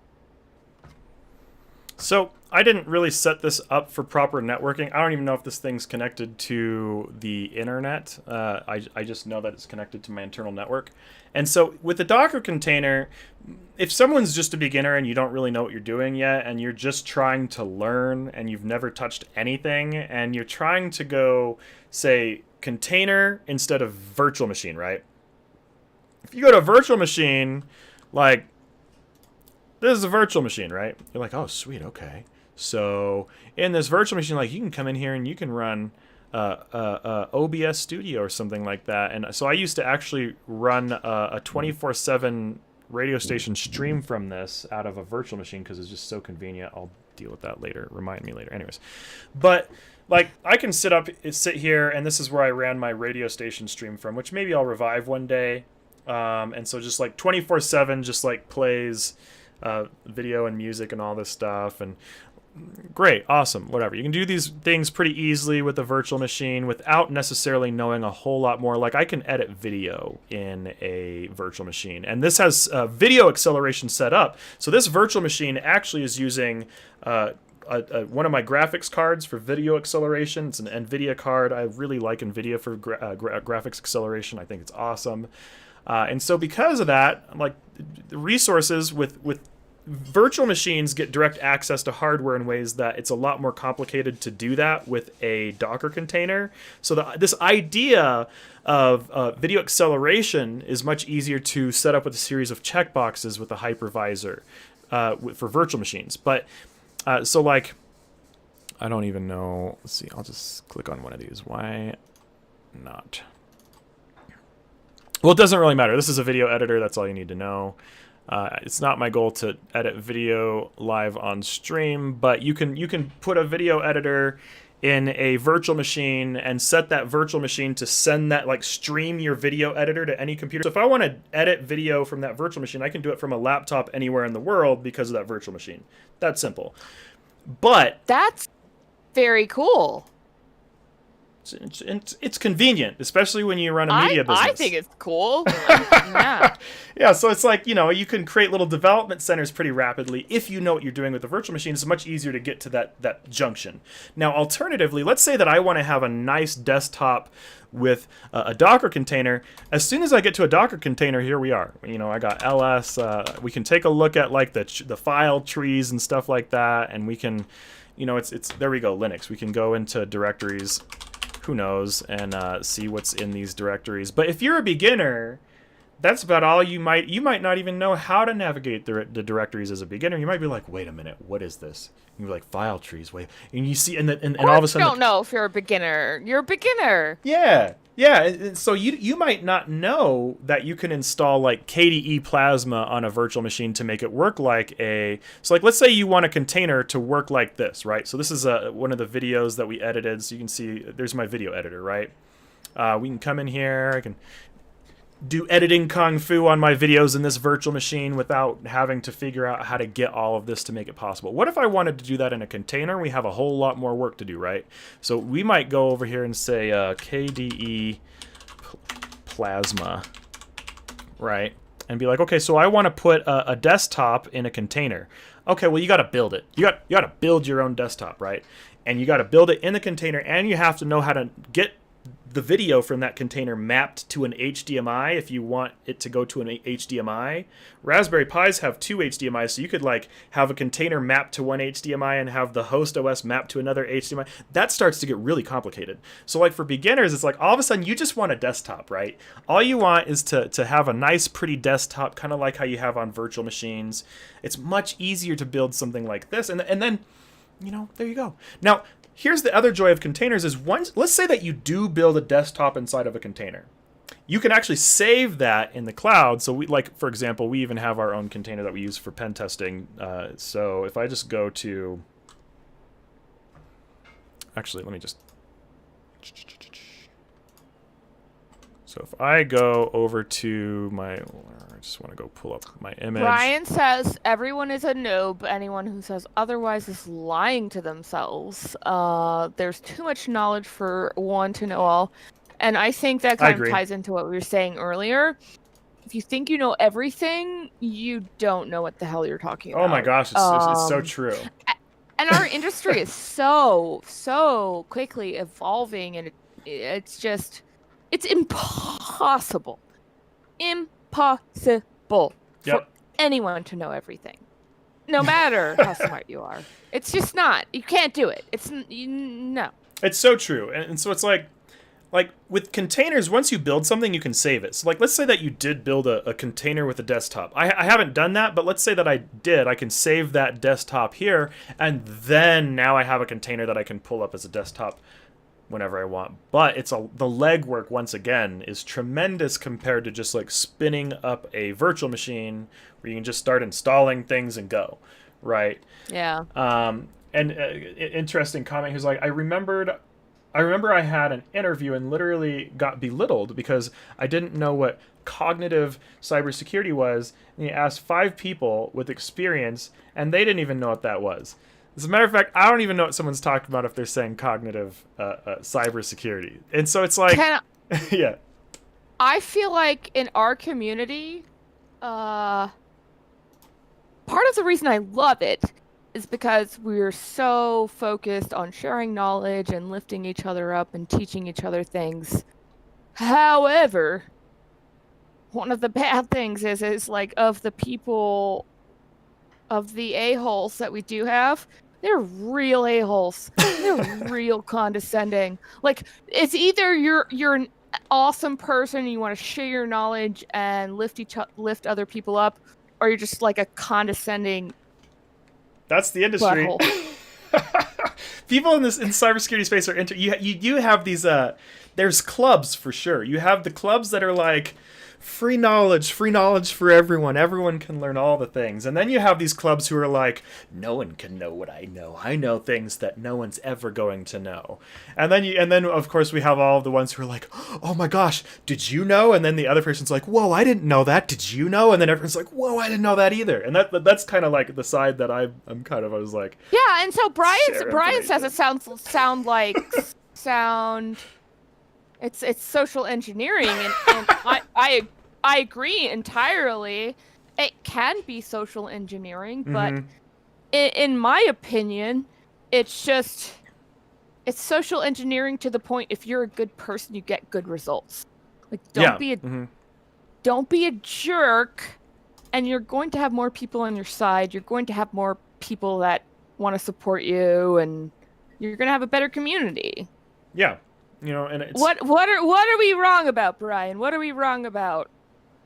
Enlighten us. I think please. he's talking about the cognitive cybersecurity. He said it sounds like social engineering, but he guarantees that's wrong. It does sound like social engineering, but what actually I'm now so curious. I just have to type it. I just have to do it. So why not? Cognitive. Let's look it up. Cognitive side. What is this? Oh man. Brian is one of those people. He's super smart guy. I got to watch a presentation he did for VetSecCon a few weeks ago. It's super cool. And he's just like loves sharing his knowledge, and he's a great guy. 2 thumbs up for Brian. Four thumbs up. So cognitive cybersecurity is apparently associated with machine learning. That's interesting. So if you work with SIM, you've probably worked with machine learning. I guess. But I guess, let's see. Is this a brand thing? Spark Cognition? To stay one step ahead of zero-day attacks, follow the data. I guess it's just a machine learning thing. I think this is just a website. I want something that gives me an explanation. It's the use of artificial intelligence based on the way humans think to detect patterns and cause alerts. Ah. See, who calls it that? I like that. That was but Chris it does Pitts. sound cool. Yeah. No, that's super cool. Like emulating the human ability to recognize patterns. Like if you can actually do that, groundbreaking. Yeah, this is from Deloitte. I used to do a lot of work with Deloitte. How is that? So should I even ask? Maybe we don't ask that. I don't know. Deloitte? Or how? Yeah. Oh, I don't know. Anyone even know what Deloitte is? I didn't know how many people know what that is. I mean, I do. So because I used to do a lot of compliance, and they are a compliance-heavy entity, and also the person, I don't even know if I should be saying. Let me try to think of what I can say. I received a significant amount of my training from and through Deloitte, and then a lot of the things that I've gotten into, like process-wise for compliance and all those things, that came from Deloitte as well. So like I learned a lot of data science from Deloitte. You learned a lot. That's wonderful. That is wonderful. Deloitte. We'll leave it at that. They teach a lot of Actually, I will say, if someone wants to take a big data class with Deloitte has some pretty neat big data classes if you're trying to get into big data. That's cool. Big data is fascinating, honestly. So like things like so I used to build advanced intelligence for like compliance and all that for logarithm. And so if anyone has ever heard of, I'll just say common control framework logarithm. Oh, consolidated.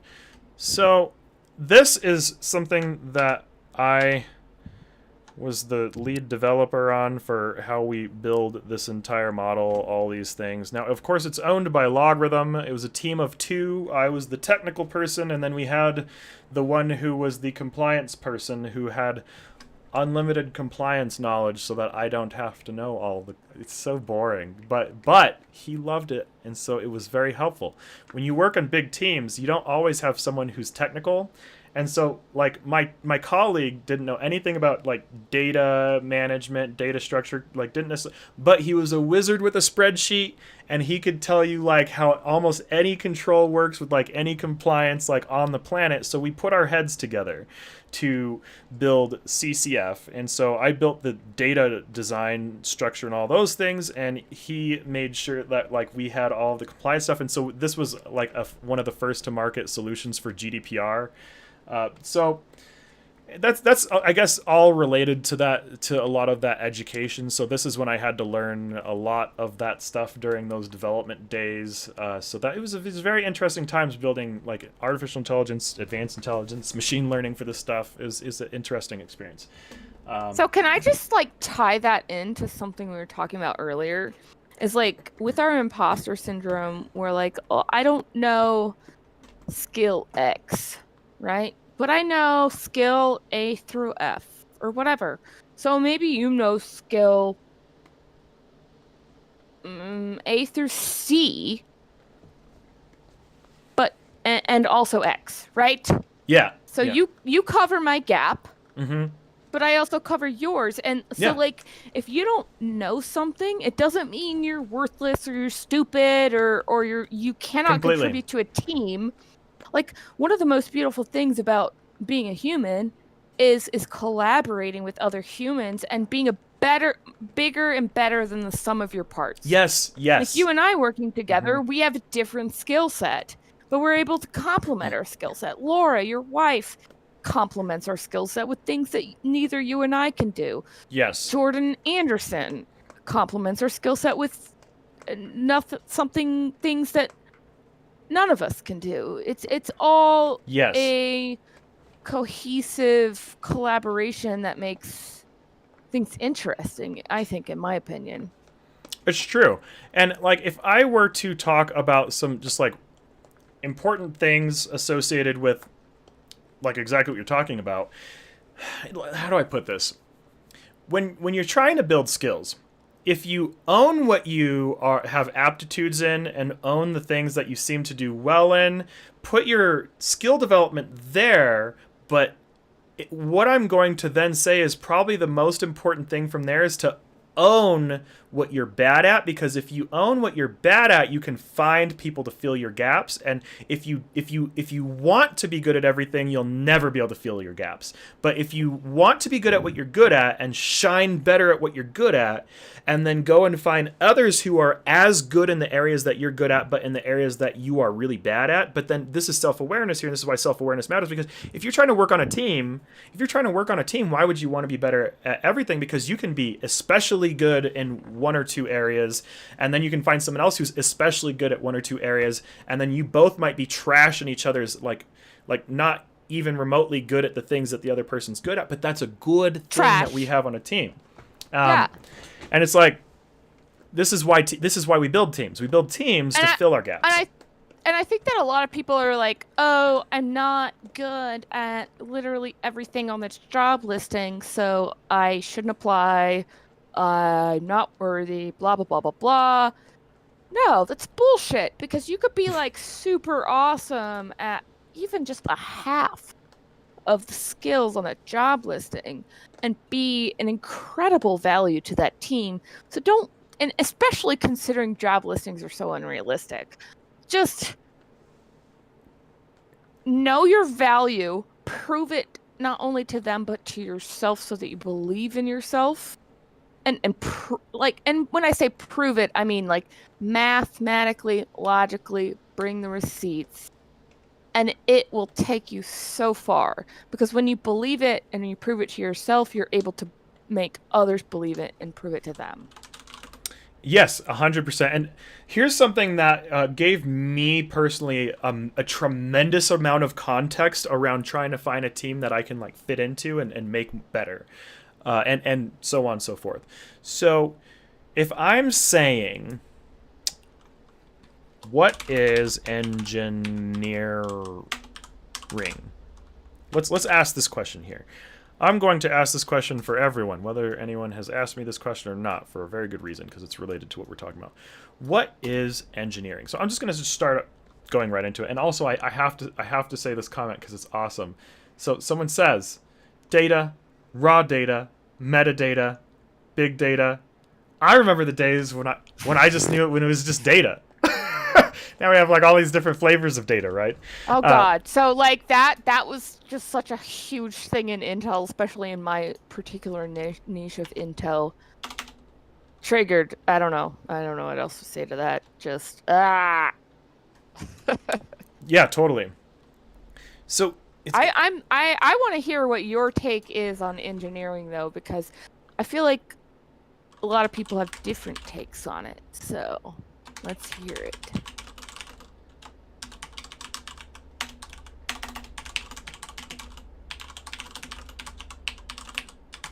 All right, so I'm gonna start with this, and then we'll elaborate from here.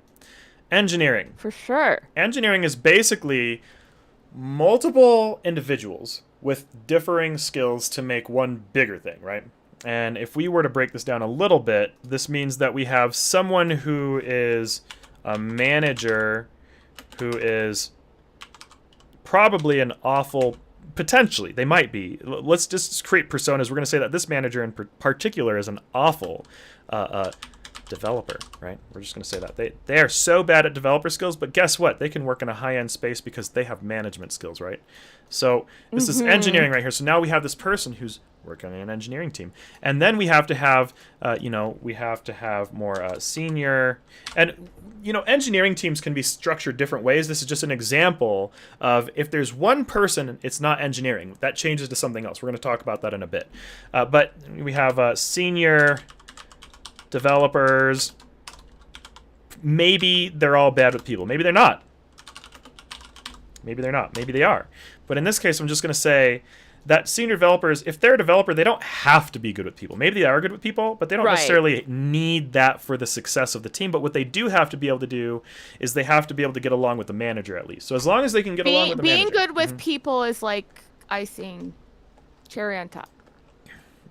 Yes, exactly. And then you have... I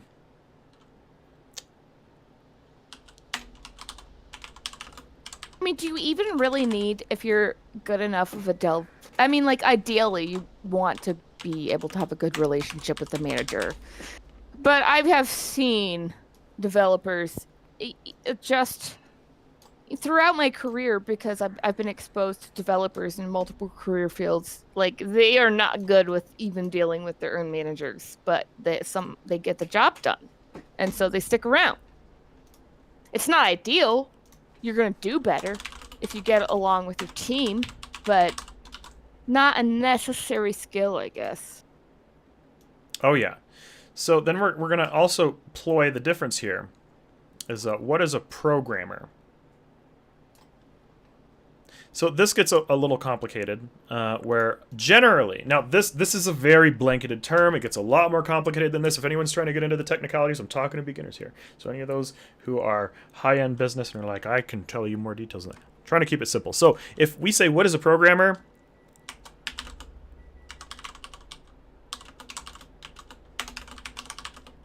Do they program things? It's basically one creator for an entire platform. And so the interesting thing is, like, most programmers tend to be more like lone wolves or small teams, or maybe they're a specialist working in a team who works on like one particular application where they kind of operate on their own generally. But they probably collaborate with people. They have people they talk to. Sure, yeah. Of course they have other people they talk to, but they're specialized. Yes, they're generally specialized. But the problem is they tend to be somewhat of a jack of all trades. Okay. But master of none. But now, over the years, someone can become a master where they become a master of programming. Because if you're a jack of all trades, you're still a master of something. If you're a jack of all trades in cybersecurity, you could technically be a master of SIM, for example. But if you're trying to get hired at a cybersecurity company, if they have more than one person, which is why would they be hiring a developer on a developer team if they're looking for a programmer? I think a lot of people look at technical jobs thinking that they need to be a programmer, which is simply not the case. And if you go into trying to become an engineer... Well, caveat to that, that's because a lot of the listings... Yeah, a lot of listings act like they want a programmer. Indicate that's what they want. Yeah. The listings... indicate they want like a full stack, full life cycle, can do literally anything in the whole process. Yeah. Which was kind of like my gripe. Yeah. So, anyways, yes. Yeah, and if you want an awesome team, find different people who are good at different things and maximize specialists and go specialist after specialist after specialist, and you're going to have such a specialized team that you can do a whole lot more, which, like, even my company suffers from this. Is like, when I first started doing a lot of building, I had to suffer the life of a programmer, which is fine. I actually like doing this stuff. So I'm like, okay, here we go.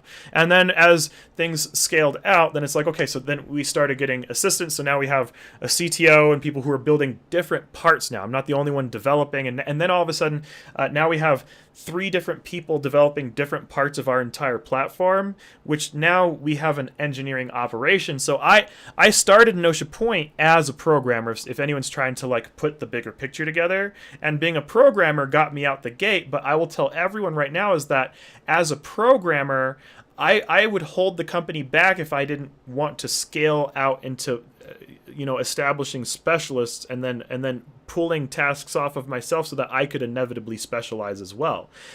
Well, and that's also part of the reason why I'm here, is because you were being pulled away from development and inventing things by having to disperse your energies elsewhere. Yeah. And by me coming in, I relieved that effort on that side of things, the community management, to where you can really focus on what your true passion is. Yeah, exactly. And because in the meantime, I can suck all of the genius I can out of you in the process. Yeah, like we have like a tiny team of outsourced engineers that's super tiny. We have like internal fulfillment that we have running in our team, and then we have like materials engineering and manufacturing department, and then we have we're establishing an IT presence in our company for the first time, and because we're finally getting to the point where we need that. yeah, and so now it's like, okay, so I need to pull myself to a place where I can kind of look at things in the bird's eye view and start to like place people into the proper positions in our engineering operation in order for the business to continue to grow without just like tanking into the ground, which is a complicated thing because you have to constantly reinvest what you have, and then you have to constantly try to make back enough to continue growing. It's just a thing. It is what it is. Kind of tie that into our beginner audience here is, if you try to spread yourself too thin, you're not going to be successful at anything. Focus on what you're good at, acknowledge your weaknesses, work on them for sure, definitely. And you're not going to be able to improve upon your weaknesses unless you're aware of them, first of all. Yeah. But, if you try to do it all, it's never going to happen. It's never going to happen. And you're going to sell yourself short. And you're going to limit yourself in the areas you are good at. Yeah. Whether you're an entry-level noob, a 17-year-old, not even graduated college or high school yet, just interested in cybersecurity, or even a CISO, you cannot do it all. It's not possible. It's really not possible. Like it's just the nature of business. Like human beings don't have unlimited energy. Human beings don't have unlimited time. Like we just don't. We really don't. I think that it can be a particular problem in our career field because a lot of us are very type A.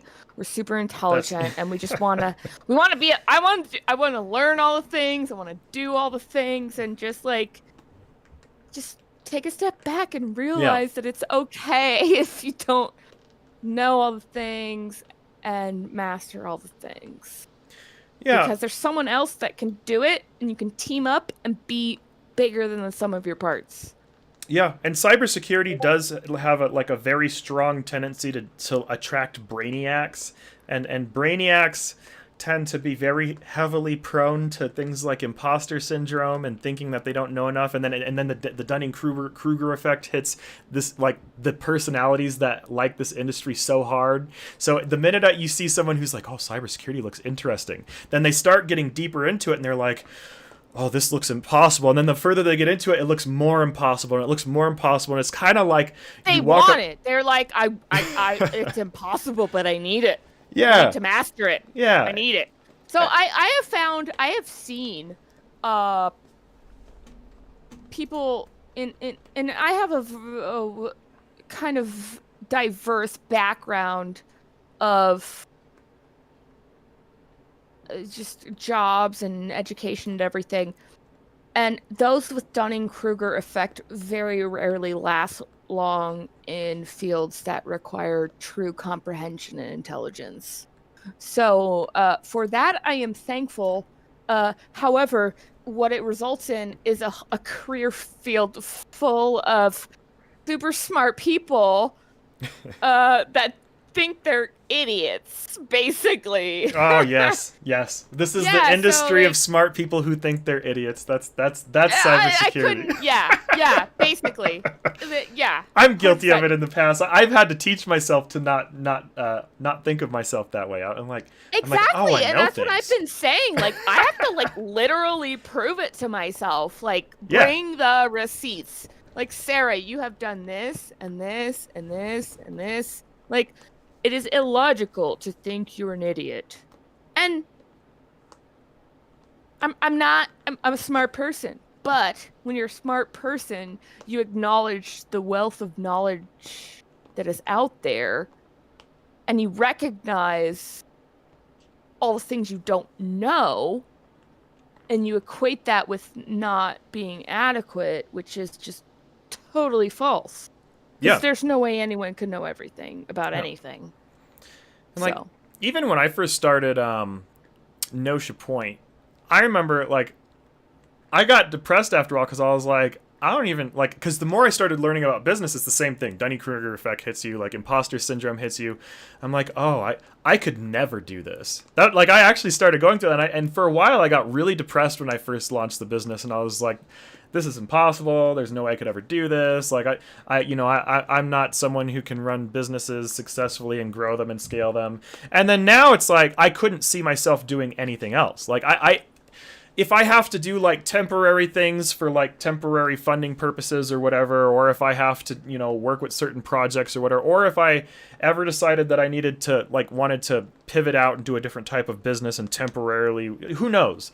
But ultimately, like, the further you get into things, I'm like, oh, I can do this. Well, I wonder if I could do that next. So it's like, oh, I can start a company. I wonder if I can build my own product. It's like, oh, I can build my own product. I wonder if I can like build out a whole community around it. It's like, oh, I can build a, I wonder if we, and so, and all of a sudden it just never ends. It's like, and I guess, especially for the entrepreneurial types out there, there's like this, I guess it's a little dangerous. You kind of have to like put a check on it and be like, okay, sometimes I need to like slow down and just like take a break and smell the roses and enjoy the things I've done and accomplished. Stop and smell the roses someday. That's one thing I'll say, especially to the entrepreneurs and especially to those who are like especially hell-bent on like conquering the universe. Yes. Someday stop and smell the roses, because if I regret one thing in my life is not stopping and smelling the roses enough. And so I will tell anyone who's hell-bent to take some time to enjoy what you've built every now and then, and take some time to recognize yourself and take some time to celebrate yourself. And who cares what other people are doing? Think about what you want to accomplish, and like, take on one tiny thing at a time. Learn networking. Okay, great. Now learn how to do operating systems. Okay, great. Now learn how to maneuver those. Now learn how to build an application in it. Now learn how to host the application, and then it never ends. Yeah, it does, and it doesn't have to end. Can, if you have multiple parallel goals, like you're a noob, you're working for your Sec Plus, you're doing the Pied Hacker experience, and you're working on your networking. Don't expect to do 100% networking, 100% Pied Hacker, 100% Sec Plus studying. Do baby steps of each. Take small, reasonable bites of each. Cut yourself some friggin' slack, man. And don't... And I personally, like, the Dunning-Kruger never hit me. I don't know. Just, like, maybe it's probably some insight into my psychology. Never, like, really thought I knew everything about anything.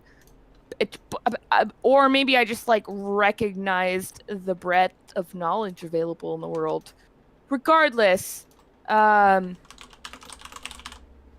Imposter syndrome means that you are cognizant of what's out there. And if you're cognizant of what's out there, you're capable of conquering it. Yes. So cut yourself some slack.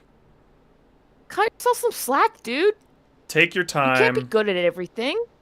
Yeah. and enjoy the journey. Because, Baby steps.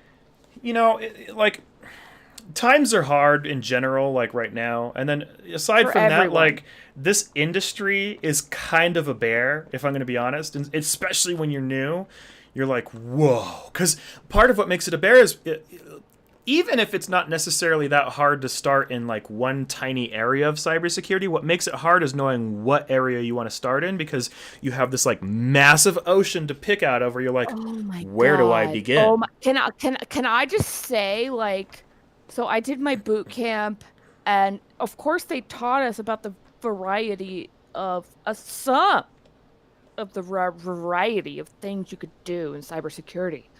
But then I graduate, I start trolling the job boards, I start networking and connecting with people that have actual jobs in cybersecurity, and I'm just like, oh my God. Like, I was overwhelmed by the variety of shit you can do in cybersecurity in the first place, but now I'm learning there's subcategories of the categories, and there's subcategories of that, to which there are further subcategories. And it's super overwhelming, but you don't have to grasp it all to get where you want to be. So don't That's so true. try to, or you're going to drive yourself insane. Yeah, like it's interesting, that's for sure. Yeah, it's crazy. So, I guess overall, that kind of covers a lot of what we wanted to say. I noticed the time, but I hope everyone enjoyed this. But we really do want people to get out there and like kill it. So come to Free Coaching Friday. Sure. Come chat with us. Come talk to us. And we're trying to continue to grow this to be more of a conversation, and it just takes time. We've been building it. Anyone who's been following Free Coaching Friday since we started all of this, you've seen a lot of the journey and a lot of the transformation from what we've done, like the ups and downs. It's been a wild year. I'll tell you that much. It's been a wild year. But I just want to thank everyone who is watching, everyone who's been a part of the community, and like honestly, the only reason I do this is for you guys, because like Free Coaching Friday is called Free Coaching Friday because I don't get anything out of this other than just coming in. This is a social time for me, and it's So like a weird time. I get to talk to people right now. I guess that's the thing. I love it. Like, honestly, I love interacting with our peeps, and just know that first of all, if you want the vets discount for the Bring Your Own Pie, I'm the person you need to talk to. We do have some deals coming down the pipeline, so keep an eye out if you're interested. And whether you're interested in buying anything or not, always hit us up. Yeah. Our primary purpose is empowering cybersecurity professionals in general. So just, we're here for you. We love you. We appreciate you. Yeah, and there's a reason why we decided to make our more advanced programs the ones that fund our more entry-level programs, because really we just want to make it like easy for everyone to access what we teach and a lot of the things that we talk about, and like especially for those who are just trying to get started, because it's crazy out there. And like, it's so hard, and I wild. honestly feel like going through our Pied Hacker prereqs, you could very easily, for free, get beyond an entry level. Like an entry level job in cybersecurity would be settling. Yeah, actually, like in my opinion, if you really truly apply the principles in our Pied Hacker prereqs, you'd be settling if you went for an entry level job. But that's, I think you could do better. And if you want to work on building your portfolio, we have options for that too. So yeah, so we have stuff for portfolio builders, stuff for the more advanced folks. We use the stuff for producing advanced content to make free content for those who aren't advanced and want to be one day, because like really we want everyone to win. And like beginners are the ones who have the hardest time getting into this stuff, and later on we know that like for those who already are in the industry, it's a lot easier to afford this stuff. But for those like SANS, for example, like I have SANS training, but like anyone who has SANS training knows how much that costs. And if you get a scholarship, you know, it can be a little more affordable. But especially if you don't have the resources to take on some of those things, I just want everyone to know that like you don't have to have the resources to take on some of these really expensive programs. You can get started and earn the money to get into those things, or have an employer pay for some of those things. Exactly. Yeah. Get a job with someone that will pay for it for you. Yeah, or get a good salary, either one. It seems very daunting, but I guarantee you going about it the typical way is going to be the most difficult way you can possibly do it. Yeah, you know, and then eventually you can start paying for like black hat trainings and going like I love black hat trainings if anyone's taken them. There's also like DEF CON, some of these other things. But anyways, I just want to say thank you everyone, because appreciate you all. And so we could go on forever. Yeah. So thank you, So thank you. We'll stop bothering everyone, even though you can pause us or turn us off and close the browser window anyways. But we appreciate you all. So have a good one. We do. Happy Friday. Good night, Happy guys. Veterans Day for those this week who are veterans, and good night. Have a great one.